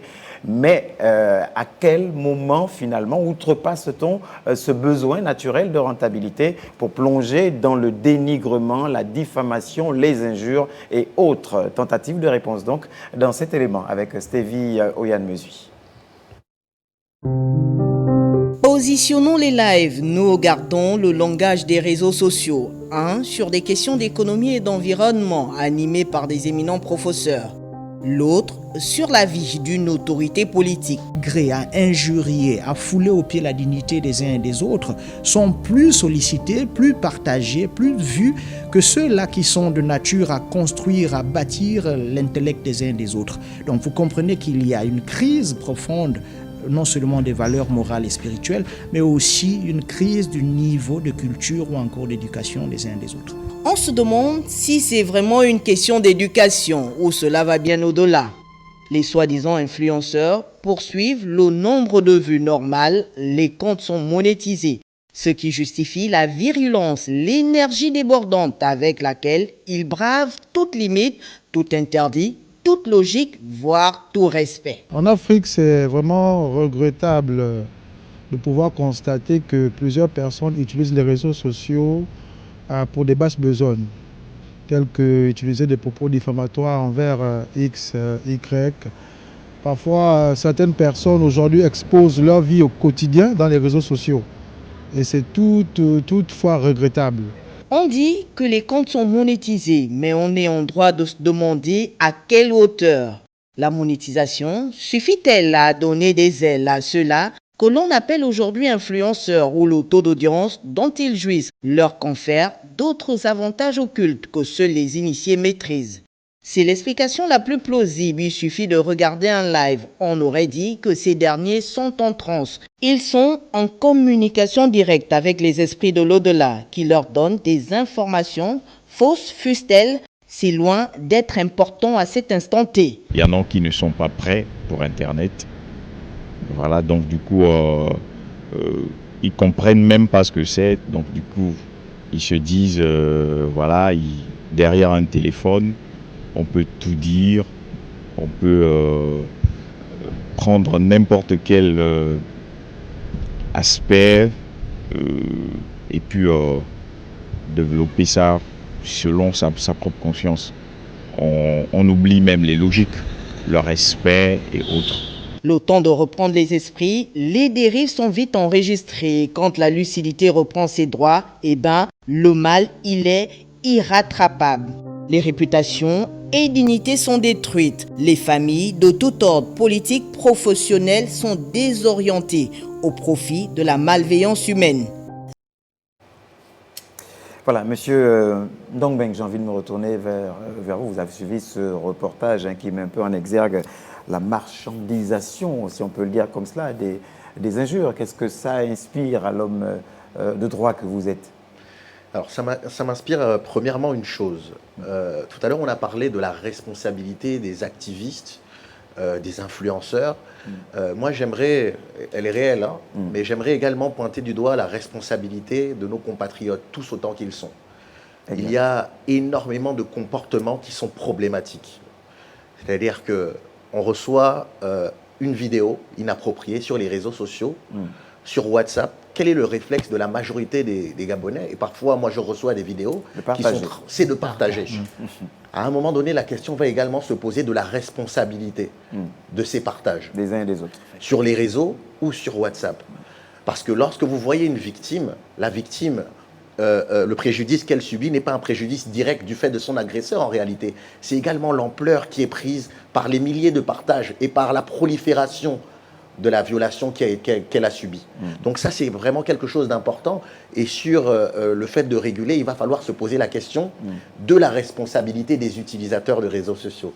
Et effectivement, pour revenir sur les définitions, on ne peut pas réguler sans définir. La première chose, c'est de savoir à qui on a affaire, qui sont les différents acteurs qui participent de ces dérives. La première chose, c'est l'utilisateur. L'utilisateur doit être responsable. Qui est-il? Quels sont ses droits? Quelles sont ses responsabilités? Il faut une loi là-dessus. Deuxième exemple, tout simplement, là vous venez de prendre l'exemple des rémunérations. Et les rémunérations m'appellent à cette petite phrase, c'est rémunération, publicité. Publicité, nous avons une législation sur les publicités au Gabon. Alors si un influenceur fait une publicité sur les réseaux sociaux, à l'attention du public gabonais, comment est-ce que Facebook peut le sanctionner en ne sachant pas quelle est la loi applicable au Gabon? Il faut donc de la coopération. Là, on parle de la régulation, mais également de la coopération entre nos autorités et ces réseaux sociaux qui ne demandent que ça. Nous avons travaillé avec des représentants de ces réseaux-là. Ils attendent qu'on nous désigne une autorité qui est la compétence, parce que tout est une question de droit. De la même manière que je vous dis, il faut définir, il faut également donner des compétences. Et je pense que la HAC aujourd'hui n'a pas cette compétence, par exemple, de pouvoir discuter d'égal à égal avec une autre autorité ailleurs. Alors, Ultra Okinkali, vous qui êtes acteur politique, est-ce que finalement ce phénomène est prêt de s'arrêter quand on voit tout ce qu'il y a comme circulation en termes de monnaie, en termes de francs CFA? Parce que lorsqu'on parle aujourd'hui en termes comparatifs, certains activistes, sinon la plupart, sont même mieux payés qu'un agent de la fonction publique. Peut-on encore avoir la maîtrise de ces phénomènes? La réponse, c'est oui. Et justement, je vais insister là-dessus, les mesures actuelles peuvent paraître aux yeux de l'opinion impopulaires. Okay? Mais c'est quoi la responsabilité des gouvernants? La responsabilité du gouvernant, ce n'est pas de plaire en toutes circonstances le peuple, au peuple, allais-je dire. La responsabilité, c'est d'agir en très bon père de famille. Ça fait mal aujourd'hui, mais je vous promets que d'ici 2 ans, d'ici quelques temps, on sera plus confortable dans l'utilisation des réseaux sociaux. Donc, pour répondre à votre question, oui, nous pouvons en avoir la maîtrise, à condition, mais très rapidement, de passer par l'action. Parce qu'il se dit pour le moment qu'il y a une très forte circulation, en tout cas, de CFA dans ce milieu activiste où la marchandisation des injures est très présente. Mais c'est en misant sur la répression, c'est en misant sur la sensibilisation que nous parviendrons à juguler ce phénomène qui, malheureusement, fait des ravages dans notre société, a détruit des vies. Pas qu'au Gabon, on a vu un peu à travers le monde, en Afrique, mais le Gabon doit pouvoir aussi inspirer, doit pouvoir se distinguer. Et je pense que aujourd'hui, on peut se satisfaire de ce que nous tenons le bon bout. Il suffit simplement que demain après-demain, tout le monde passe à l'action. Alors, dans ce document, on a pu voir, bien sûr, notre sociologue, M. Pavlov Moussavou, fustiger et parler de cet incivisme. Et on le voit, Marc Onaye Sangui, vous qui êtes parlementaire. Alors, il y a comment est-ce qu'ils vont appeler ça, ces directs, qui vont par exemple concerner un renforcement de capacité, mais qui obtient à peine une centaine de vues. Et puis, cet autre direct pour, comme qui dirait, déchirer une personnalité politique ou bien exposer la vie privée de X ou Y, Z, mais qui, à contrario, va obtenir plus de 1000 vues, pour ne pas parler de 15 000 vues même. On l'a souvent vu. Comment juguler, comment inverser cette tendance selon vous? Par l'éducation. L'éducation civique, je crois que le sociologue l'a si bien dit. Nous avons par le passé connu des périodes où, au niveau de la première chaîne ou de la chaîne 2, avant chaque édition d'information, il y avait des modules d'éducation populaire. Tout à fait. Sur des thématiques que chaque chaîne pouvait choisir en fonction de l'intérêt. Vous pensez que ça avait de l'impact? L'éducation populaire a toujours un impact sur notre jeunesse. Nous avons grandi avec ces spots qui parfois ressembler à des spots ludiques. Mais notre jeunesse, malheureusement, aujourd'hui est tournée vers les réseaux sociaux. Mais les réseaux sociaux, tout ce que vous faites ici à Gabon Première, ça se retrouve sur les réseaux sociaux. Tout à fait. On peut tout simplement transposer, pas devant l'écran, le grand écran, mais sur les réseaux sociaux. L'avantage des réseaux sociaux, c'est d'avoir l'information à portée de main, à tous les niveaux, sur différents supports. Vous avez le support Facebook, support X, support YouTube, support... Vous transportez l'information audio, visuelle avec vous à tout moment. Et vous pouvez, dans le cas des replays, vous pouvez les revoir. Vous pouvez transférer pour l'éducation, pas transférer pour nuire. Et l'inconvénient, c'est que les informations ne sont pas forcément avérées. L'inconvénient dans les réseaux sociaux. Sauf que la différence entre un média classique comme Gabon Première et les réseaux sociaux, vous avez la possibilité de vérifier l'information que vous diffusez. Gabon Première ne peut pas diffuser n'importe quelle information. Est-ce qu'il n'y a pas derrière aussi la responsabilité des familles, des parents, par exemple? Ben, vous savez, je crois que c'est Bill Gates ou Mark Zuckerberg qui avait déclaré que mes enfants, vous savez, les enfants de ces gens n'utilisent pas les réseaux sociaux. Ça veut dire que le responsable, le fondateur des réseaux sociaux, les fondateurs des réseaux sociaux ne permettent pas à leur progéniture d'utiliser les réseaux sociaux parce qu'eux-mêmes, ils sont conscients déjà de l'impact. De l'impact. Négatif. Sur leur croissance et surtout sur leur perception du monde. La responsabilité, elle est collective. Quelle est ma propre responsabilité par rapport à ce phénomène? Quelle est la responsabilité des hautes autorités?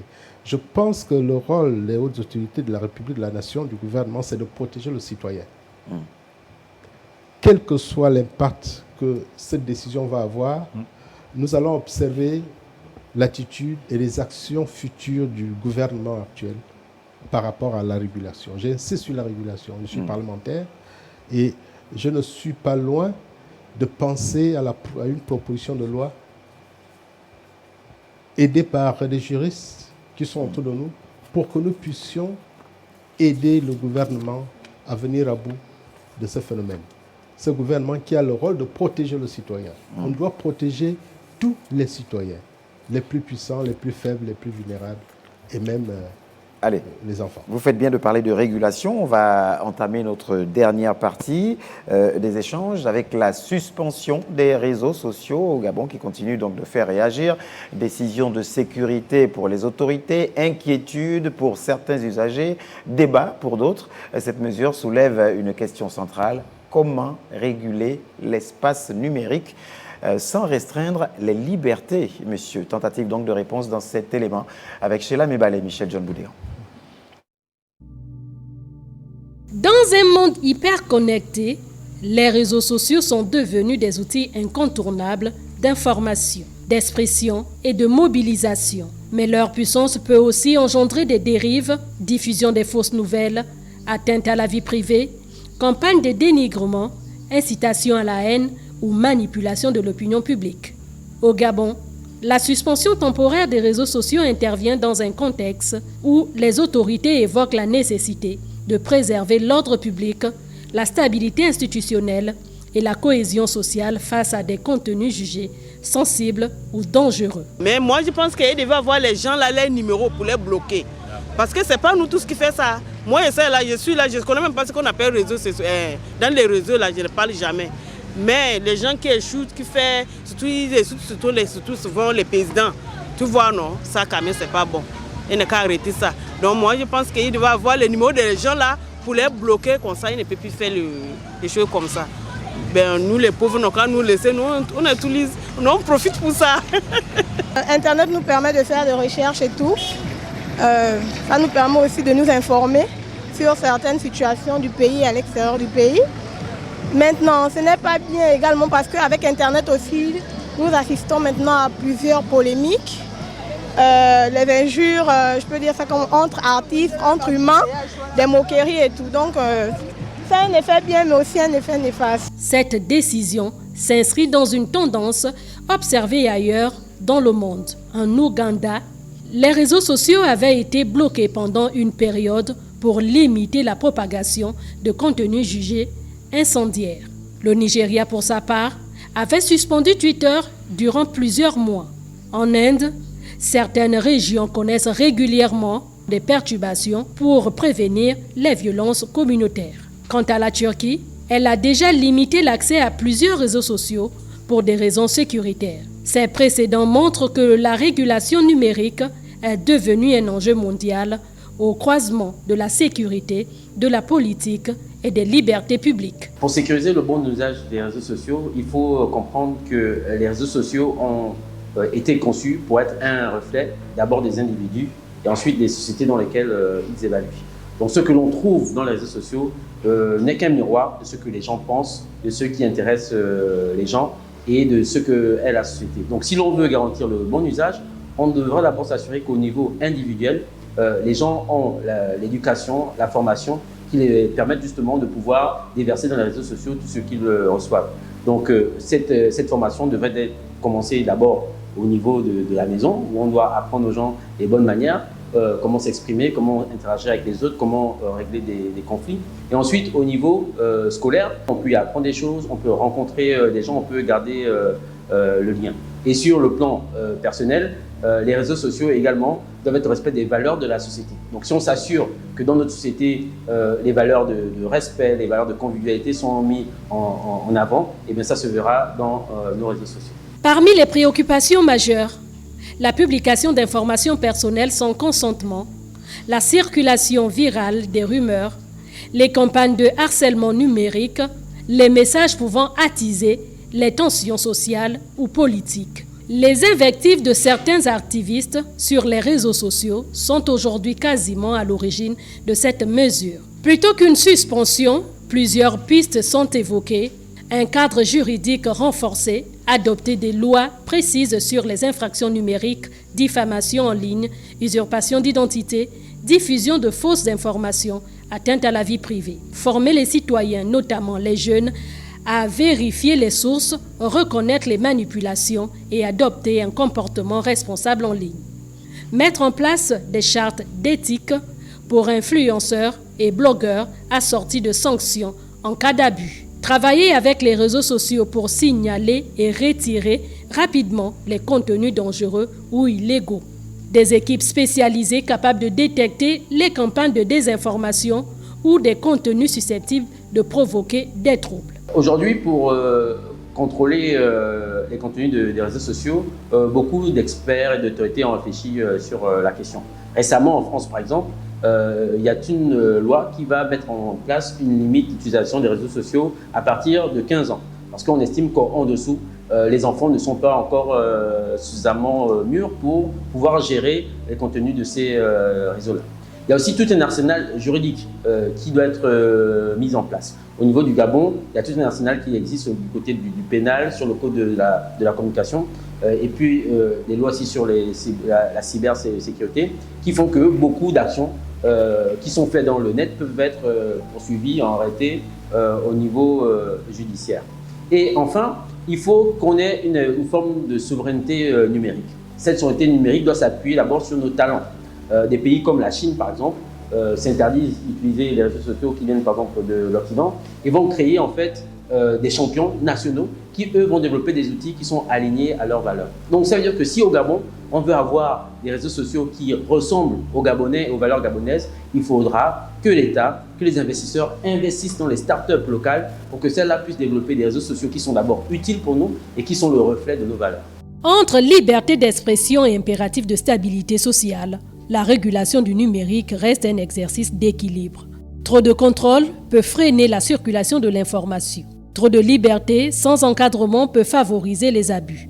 Pour le Gabon, le défi consiste désormais à construire un modèle de gouvernance numérique qui protège les citoyens tout en préservant les avantages d'un espace digital ouvert. Réguler sans censurer, protéger sans restreindre, l'équation est complexe mais essentielle à l'heure où le débat public se joue aussi derrière les claviers. Voilà, équation complexe, nous dit Sheila Mebale dans cet élément. Nous en sommes, messieurs, à la dernière partie. Quelle solution pour le Gabon par rapport à ce phénomène? J'ai envie de commencer par vous, notre docteur en droit, monsieur Ndongbeng. Quelles mesures concrètes pourraient garantir un usage responsable sans pour autant priver les citoyens de liberté?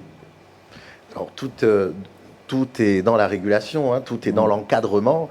Très concrètement, il faut prendre l'exemple de d'autres pays qui ont eu à affronter avant nous ces réseaux sociaux qui ont été un bouleversement. Plusieurs pays ont été cités en exemple, effectivement. Et on sait que l'Union européenne, en 2022, a pris deux grands actes, le Digital Service Act et puis le Digital Market Act, qui revient un peu à ce qu'on discutait tout à l'heure, c'est-à-dire réguler l'intégralité du monde financier, des attitudes commerciales sur les réseaux sociaux, la concurrence déloyale, les modalités de communication, etc.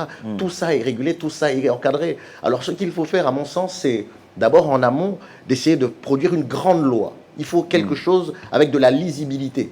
C'est ça la grosse difficulté que nous avons, et nos partenaires internationaux, et notamment les GAFAM, les réseaux sociaux, ont besoin de cette lisibilité-là pour sanctionner les comportements gabonais qui sont illicites. L'interlocuteur tout à l'heure parlait pourtant d'un arsenal juridique qui existait, notamment du côté pénal. Il existe un arsenal juridique, mais il a explosé. Vous avez quelques petites règles en droit pénal, vous avez quelques règles qui sont obsolètes, vous avez là-bas...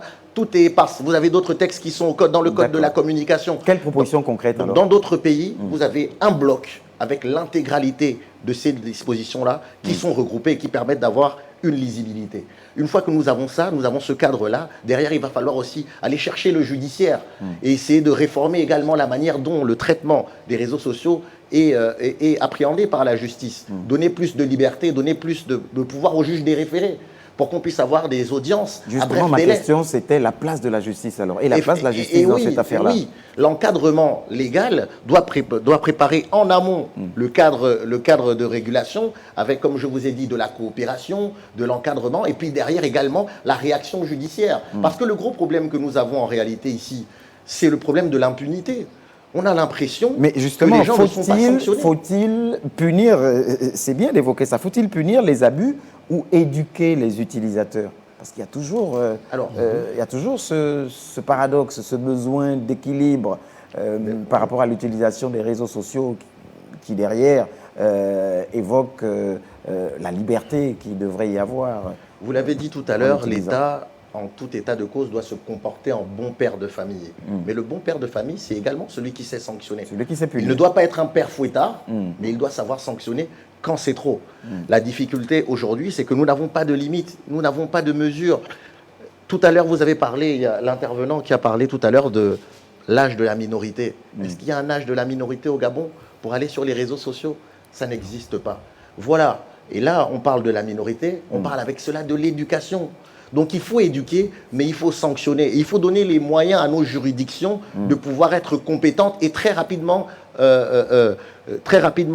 se saisir des difficultés qui vont leur être amenées. Donc véritablement, il y a un travail à faire en amont et puis derrière, donner à l'autorité judiciaire le moyen d'être flexible. Avant de passer la parole aux autres interlocuteurs, j'ai envie de vous demander, la régulation doit-elle être technique, juridique ou culturelle selon vous? Alors, elle doit être les trois à la fois. D'un point de vue technique, le gros souci que nous avons aujourd'hui en termes de régulation, c'est que vous avez plusieurs chevauchements de compétences avec des institutions, des autorités, comme l'ANAF, la HAC, l'ARCEP, qui se retrouvent à avoir des compétences qui se chevauchent, et au final, on a un manque de lisibilité. Là encore, effectivement, il faudra, et là on est sur le point de vue technique, il faudra peut-être la création d'un autre organe ou bien la concentration de certaines prérogatives auprès d'un seul de ces organes qui aura la possibilité donc de gérer cette régulation. Donc effectivement, il y a le côté technique. Et après, le côté culturel, bien sûr, lorsque je parle de minorité, il faut savoir également, chez nous par exemple, à quel âge on peut considérer qu'un enfant, qu'un garçon, qu'une jeune fille est mineure et peut avoir la possibilité de regarder, de s'informer, etc., au-delà de ce que ses parents, sa famille lui apprennent. Toutes ces questions-là doivent être débattues. Il va falloir que les autorités, que les juristes, donc nous avons notre place, les juristes, les autorités et les techniciens s'assoient pour nous pondre une magnifique loi qui permettra de faire en sorte que plus jamais on ait une violation ou bien un recul des droits et des droits des citoyens sur les réseaux sociaux. Moussa, vous également en tant que sociologue, certainement, concrètement, qu'est-ce que vous proposeriez, vous? Écoutez, vous conviendrez avec moi ici que ce ne sont pas les outils qui posent problème, mais plutôt l'usage, ce qu'on en fait. C'est pourquoi il faut toujours commencer par la sensibilisation. Aller dans le sens d'amener les uns les autres à comprendre réellement comment est-ce qu'on doit utiliser ces outils-là. C'est important. Il faut vraiment insister là-dessus. Il faut aussi surtout former. Et la référence que je vais mettre en avant ici, c'est la Chine. Il y a 5 ans, par exemple, ils ont instruit, ou du moins inclus dans leur système de formation, le codage informatique et l'apprentissage de l'IA à partir de 6 ans. Ça fait que les enfants grandissent avec déjà des connaissances dans ce domaine-là. Ils savent réellement ce qu'on en fait ou ce qu'on doit en faire. Et l'autre aspect ici... Mais aujourd'hui, on voit des parents qui laissent accessibles les tablettes, les téléphones portables. Tout à fait. C'est pourquoi la sensibilisation, là, il n'y a que la sensibilisation. Il faut davantage interpeller les parents pour les amener à comprendre que cette façon d'agir-là expose les enfants. Donc les parents ont leur part de responsabilité, on est d'accord? La responsabilité, elle est collective. Je pense que mes confrères l'ont rappelé ici. Mais il faut davantage sensibiliser. Il faut former. Il faut aussi informer. Lorsqu'on parle de sanctions, par exemple, combien savent que nous avons dans ce pays une brigade qui est dédiée à ces questions-là, notamment la brigade de lutte contre la cybercriminalité. Ils sont là au Como. Lorsqu'on est victime, par exemple, de cyberharcèlement, beaucoup se posent la question de savoir mais vers qui se tourner. Vous savez, la justice a ceci de particulier qu'elle ne peut pas souvent s'autosaisir de certains cas. Il faut qu'il y ait des gens qui aillent porter plainte. Donc il faut davantage que ces organes-là puissent communiquer pour que les victimes puissent savoir vers qui se tourner. Donc c'est aussi à ce niveau-là qu'il va falloir qu'un travail puisse être mené. Mais je vais revenir insister davantage sur la sensibilisation parce que nous en convenons tous ici. Mais parfois, comment arriver à porter plainte? Le problème, ce ne sont pas les outils. Comment arriver à porter plainte lorsqu'on est au courant de ses droits, ce qui n'est pas forcément le cas, on le sait, de tout le monde au Gabon, arriver à porter plainte à quelqu'un qui nous aurait porté atteinte dans les réseaux, mais qui utilise un faux patronyme. Mais écoutez, il y a des experts qui sont aujourd'hui capables de retracer pour découvrir qui est-ce qui se cache derrière ces faux profils-là. Nous ne manquons pas de compétences techniques. Je pense que le problème, c'est que nous ne savons peut-être pas encore bien les mettre à contribution ou à les utiliser. Chaque année, il y a des jeunes qui vont se former dans ces domaines-là. Faisons juste en sorte de créer des plateformes à travers lesquelles ces compétences-là vont être utiles pour... Monsieur Norbin, vous vouliez renchérir sur la nation? Si vous me permettez, très rapidement, effectivement, comme je l'ai dit et je l'ai répété, parce que nous l'avons expérimenté avec le vice-président Marcona, nous avons des interlocuteurs chez Facebook, chez Instagram, nous avons des interlocuteurs. Ils savent qui est qui. Derrière les identités numériques, ils ont les adresses IP, ils ont les adresses mail. Ils attendent de nous d'avoir un corpus législatif qui nous permette de répondre aux questions qu'ils nous posent. Et également, donc, la compétence de pouvoir parler avec eux. C'est également de cette régulation dont il est aujourd'hui question. D'accord. Monsieur Meong-King, en tant que victime, et au moment où on cherche des solutions concrètes, qu'est-ce que vous pouvez proposer ou dire justement à ceux qui auraient peut-être subi les mêmes affres que vous, Déjà, tout en saluant l'action de la HAC et du gouvernement sur la sanction, aujourd'hui, ce que nous voulons aujourd'hui, c'est comme les aînés ont dit tout à l'heure, sur la question des faux comptes. Comment faire pour arriver? Parce qu'on ne veut plus que sur les réseaux sociaux, l'utilisation des faux comptes. Et la procédure pour poursuivre qui est derrière ce compte, c'est souvent difficile. Ça, c'est la réalité du terrain. Il ne faut pas qu'on se mente parce que nous sommes sur un plateau. Lorsque quelqu'un utilise un faux compte, c'est le marché du mercenaire que vous étiez en train de dire tout à l'heure. Peut-être aller du côté du Como, puisque le sociologue... Les politiques les utilisent pour faire... Eux-mêmes, ils se sentent parfois... lésés avec ça, parce que souvent c'est la même chose. Moi je pense qu'il faudrait aujourd'hui que la majorité des consommateurs des réseaux sociaux doivent être enregistrés auprès de la HAC. Ça, c'est une solution. La deuxième chose, avec l'évolution des réseaux sociaux, l'intelligence artificielle et autres, il faudrait peut-être renforcer encore le code pénal. Voilà, renforcer le code pénal. L'arsenal juridique. Et en troisième solution, je reviens sur ce que l'aîné tout à l'heure disait, sur le plan de la coopération de l'ARAC avec le reste du monde, sur le domaine de la régularisation des réseaux sociaux. Je pense qu'à partir de là, ça va permettre aussi de mettre des limites, une sécurisation pour les activistes, voilà, qui utilisent à des fins parfois qui peuvent porter atteinte aux institutions, qui peuvent porter atteinte à des groupes communautaires. Mais c'est nous, les nationaux, nous qui sommes ici, en pays, c'est nous qui vivons le plus souvent les grands conflits, la désunion et autres. D'accord. Curieux également de savoir ce que pense l'acteur politique Ultri Okekali. En termes de solutions, que faire? Est-ce qu'il faille un petit droit de veto peut-être à l'endroit des activistes? Quelle solution préconiseriez-vous? Je pense qu'au regard de la situation que nous vivons aujourd'hui, parce qu'il ne s'agit pas, si vous prenez une mesure sur les permis de conduire, vous allez impacter un certain nombre de ménages, n'est-ce pas? Mais aujourd'hui, la question en lien avec l'usage, le bon usage des réseaux sociaux, elle est quasi nationale, elle impacte quasiment tous les ménages, y compris dans l'arrière-pays. Et donc, il ne nous est plus autorisé de partir de là avec des mesurettes. Il faut des mesures fortes. Il faut des mesures fortes. Des éléments bien pertinents ont été évoqués ici et là. Je reviens et j'adhère à la problématique de la légifération. Il faut légiférer, mais il faut légiférer de manière exhaustive. Ça n'est pas un ministère qui se saisit de la question pour dire que bon, moi je fais un texte. Non, il faut un texte interministériel. On a évoqué des facteurs bloquants. Il faut que nos acteurs extérieurs, en fait, soit identifient clairement lesquels partenaires doivent être sur la table pour évoquer telle ou telle autre question. Après, oui, naturellement, une fois légiféré, il faut, à l'intérieur des dispositions à envisager, il faut sanctionner. Oui, il faut effectivement sanctionner, on en a besoin, et sanctionner avec un accent sur la sensibilisation. Il faut montrer des exemples. Il faut que des gens aient pu faciliter un peu le recours, un peu tout ce qui est le parcours de plaignant. Hein? Ça, c'est très important de mon point de vue, parce que quand c'est complexe, ça devient dissuasif et malheureusement... Ces sanctions n'iront pas à l'encontre des solutions réalistes qui iraient dans le sens de...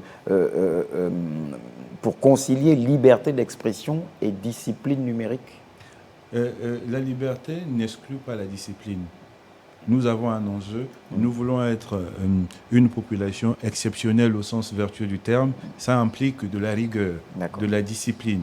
Donc effectivement, nous faisons confiance au gouvernement et à tous les acteurs concernés par la problématique pour savoir placer le curseur de sorte que, à l'issue de cette phase, demain après-demain, nous parlions d'Internet comme effectivement un facteur de cohésion sociale et non, malheureusement, comme nous le déplorons aujourd'hui, un casse-tête du vivre ensemble. Et quel rôle le parlementaire, M. Marcona et Sangui, pourrait jouer pour apporter des solutions concrètes?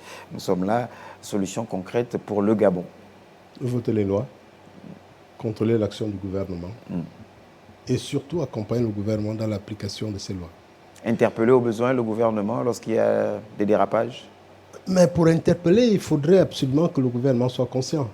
Je pense qu'aujourd'hui, nous n'avons pas un gouvernement autiste. Des actions sont menées.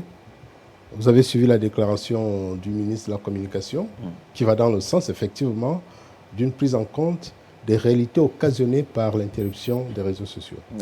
Et je voudrais rebondir sur ce qui a été dit par le sociologue, la formation. Souvenez-vous, le Gabon a été au centre, a été le cœur de l'informatique en Afrique, avec l'Institut africain de l'informatique, IAI, qui a formé l'un des plus, disons, les grands ingénieurs en Afrique centrale et en Afrique de l'Ouest. Qui malheureusement a été livré à elle-même. Nous sommes à l'ère des nouvelles technologies, des réseaux sociaux. Tout ce que nous consommons comme réseaux sociaux vient de l'extérieur. Pourtant, nous avons au Gabon la possibilité de former les jeunes Gabonais.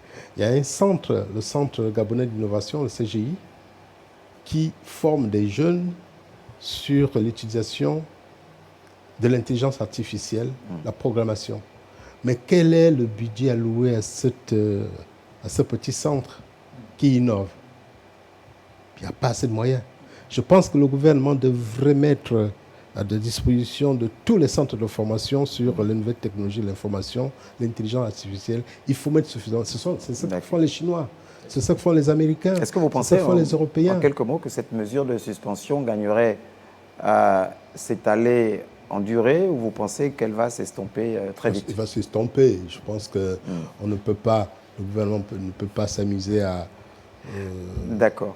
Allez, avant de vous permettre de faire un dernier tour de table sans question, en laissant libre cours pour votre conclusion, sauf à vous, une question, et vous allez conclure juste derrière. Faut-il créer une régulation nationale spécifique ou bien s'inspirer de modèles étrangers? Non, je pense qu'il faut effectivement créer une législation nationale spécifique. Vous savez, le droit... Spécifique à quoi Déjà, le droit est le reflet, comme je l'ai dit, de la société. C'est-à-dire que dans le droit, il doit y avoir ce qu'il y a de plus profond en nous. Notre législation doit prendre en compte notre ADN, l'ADN gabonais, le vivre ensemble gabonais. Nos questions, par exemple, le refus du tribalisme ne sont pas celles que connaît le Cameroun, ne sont pas celles que connaît... Nos valeurs bantoues, par exemple. Exactement. Donc la législation doit être à notre image. Maintenant, la législation, elle doit également, à mon sens, être en deux temps. C'est-à-dire avoir une législation qui prenne en compte le fait que la majorité des réseaux sociaux que nous recevons, comme ça a été dit, vient de l'extérieur. Mais n'oublions pas également qu'il faut un deuxième degré de législation pour les réseaux sociaux gabonais. Également pour les sites internet purement gabonais, où il y a des interactions, où il y a la possibilité pour des personnes de parler entre eux, et sur lesquels, effectivement, les mêmes dérives peuvent arriver. Et sur lesquels, a fortiori, nous avons un pouvoir d'intervention plus élevé. Donc il va falloir construire une régulation propre à nous-mêmes, une régulation à deux temps, prenant en compte ce qu'on peut faire et qu'on ne peut pas faire. Yorindong Beng, vous êtes docteur en droit, vous avez votre caméra en face de vous. En guise de conclusion, mot de la fin, qu'est-ce que vous diriez aux Gabonais par rapport justement à ce qui est arrivé, à cette alerte de la HAC sur l'utilisation des réseaux sociaux?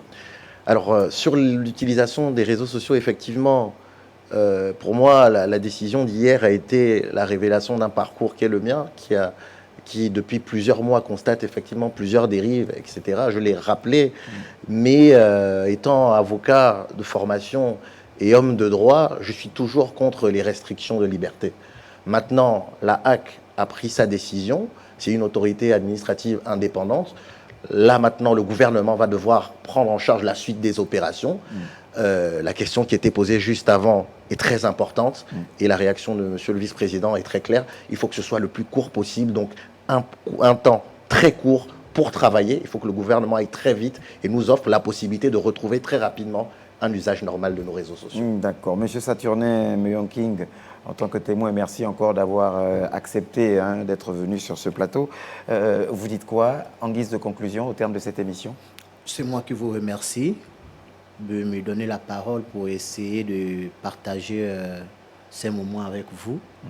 Comme je le disais tout à l'heure, c'est une période que plusieurs familles ont traversée vraiment difficile.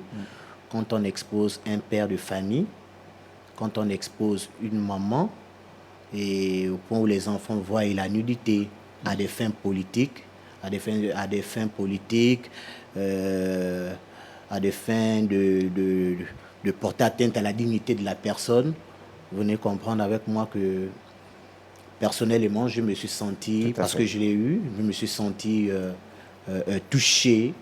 J'ai vu comment la personne était atteinte au point où il fallait être là avec lui.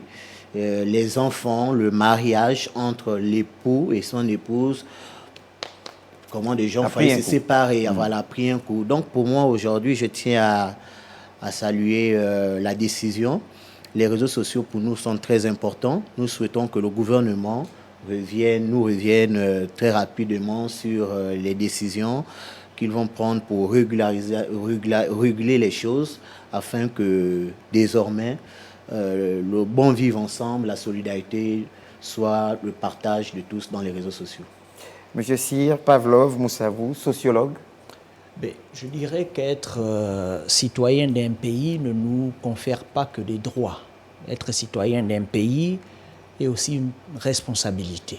Donc ce que je vais lancer ici, c'est un appel à la responsabilité. Pourquoi? Parce que nous sommes tous d'accord qu'en parlant des réseaux sociaux, ce ne sont pas les outils qui posent problème, mais plutôt les usages qu'on en fait. Je pense qu'il est aujourd'hui possible de questionner ces usages-là de manière à les inscrire dans une logique qui va dans le sens de se construire, de se bâtir, mais surtout de placer le bien-être de l'autre au centre. Nous ne sommes pas obligés de verser dans l'injure, nous ne sommes pas obligés de détruire des réputations, nous ne sommes pas obligés de verser dans tout et n'importe quoi parce qu'on veut gagner en visibilité. Nous pouvons faire en sorte d'utiliser ces plateformes-là de façon responsable, de façon constructive. Pourquoi? Parce que nous gagnerons à ce que le vivre ensemble soit préservé, et il n'y a rien de plus grand que le fait d'être un peuple uni qui continue d'évoluer, de travailler ensemble. Je pense que c'est possible. Voilà, unis dans la concorde, que dirait l'hymne national. Ultrio Kenkali, votre mot de la fin. Alors, à mes très chers compatriotes, moi je voudrais surtout dire que nous vivons à un moment certes très particulier. Nous sommes conscients de l'incidence sur le quotidien de chacun, sur le fait que pour certains c'est quasiment vital, mais nous voudrons aujourd'hui rassurer les uns les autres et en même temps inviter le gouvernement à faire preuve de diligence, de sorte que, comme il a été dit par mon voisin, cette période soit la plus courte possible pour retrouver un fonctionnement normal de notre société, donc avec le pan réseaux sociaux qui est devenu un des pans importants de notre quotidien, effectivement. Voilà, et puis enfin, le doyen sur ce plateau, Marc Onaye Sangui, parlementaire aujourd'hui, monsieur le vice-président, et vous qui avez également su utiliser les réseaux sociaux. Le mot de la fin par rapport à notre échange de ce soir? Je voudrais tout simplement dire que l'Internet et les réseaux sociaux ont permis aux sans-voix de pouvoir s'exprimer publiquement. La démocratisation des réseaux sociaux, la démocratisation de la parole publique à ceux qui n'avaient pas accès aux médias classiques ne nous permet pas aujourd'hui de galvauder cette liberté que nous avons. Il va falloir que nous soyons beaucoup plus responsables. C'est pourquoi je vais utiliser 3 termes ici. Régulation, responsabilité et surtout formation. Le Gabon doit pouvoir saisir cette occasion pour former les Gabonais à la création des champions dans les réseaux sociaux. Nous consommons les réseaux sociaux qui viennent ailleurs et nous faisons, chacun en fait l'usage personnel. Mais je pense qu'il va falloir aussi que les Africains puissent être très créatifs. Il va falloir que nous ayons des génies gabonais qui soient capables d'inventer des outils de communication, parce que les réseaux sociaux ne sont que des outils de communication pour échanger entre citoyens. Voilà. Marc Onaye Sangui, Ultrio Kenkali, Saturnin, Meyong King, Cyr Pavlov Moussavou et Yori Ndongbeng. Merci à vous, messieurs. Voilà. Merci à vous de nous avoir suivis. C'était là notre contribution par rapport à cette alerte de la HAC, la Haute Autorité de la Communication. Et ce soir, nous avons proposé ce plateau spécial pour plus, un seul mot, de responsabilité. Merci pour votre fidélité. On se retrouve très prochainement. Bonsoir chez vous.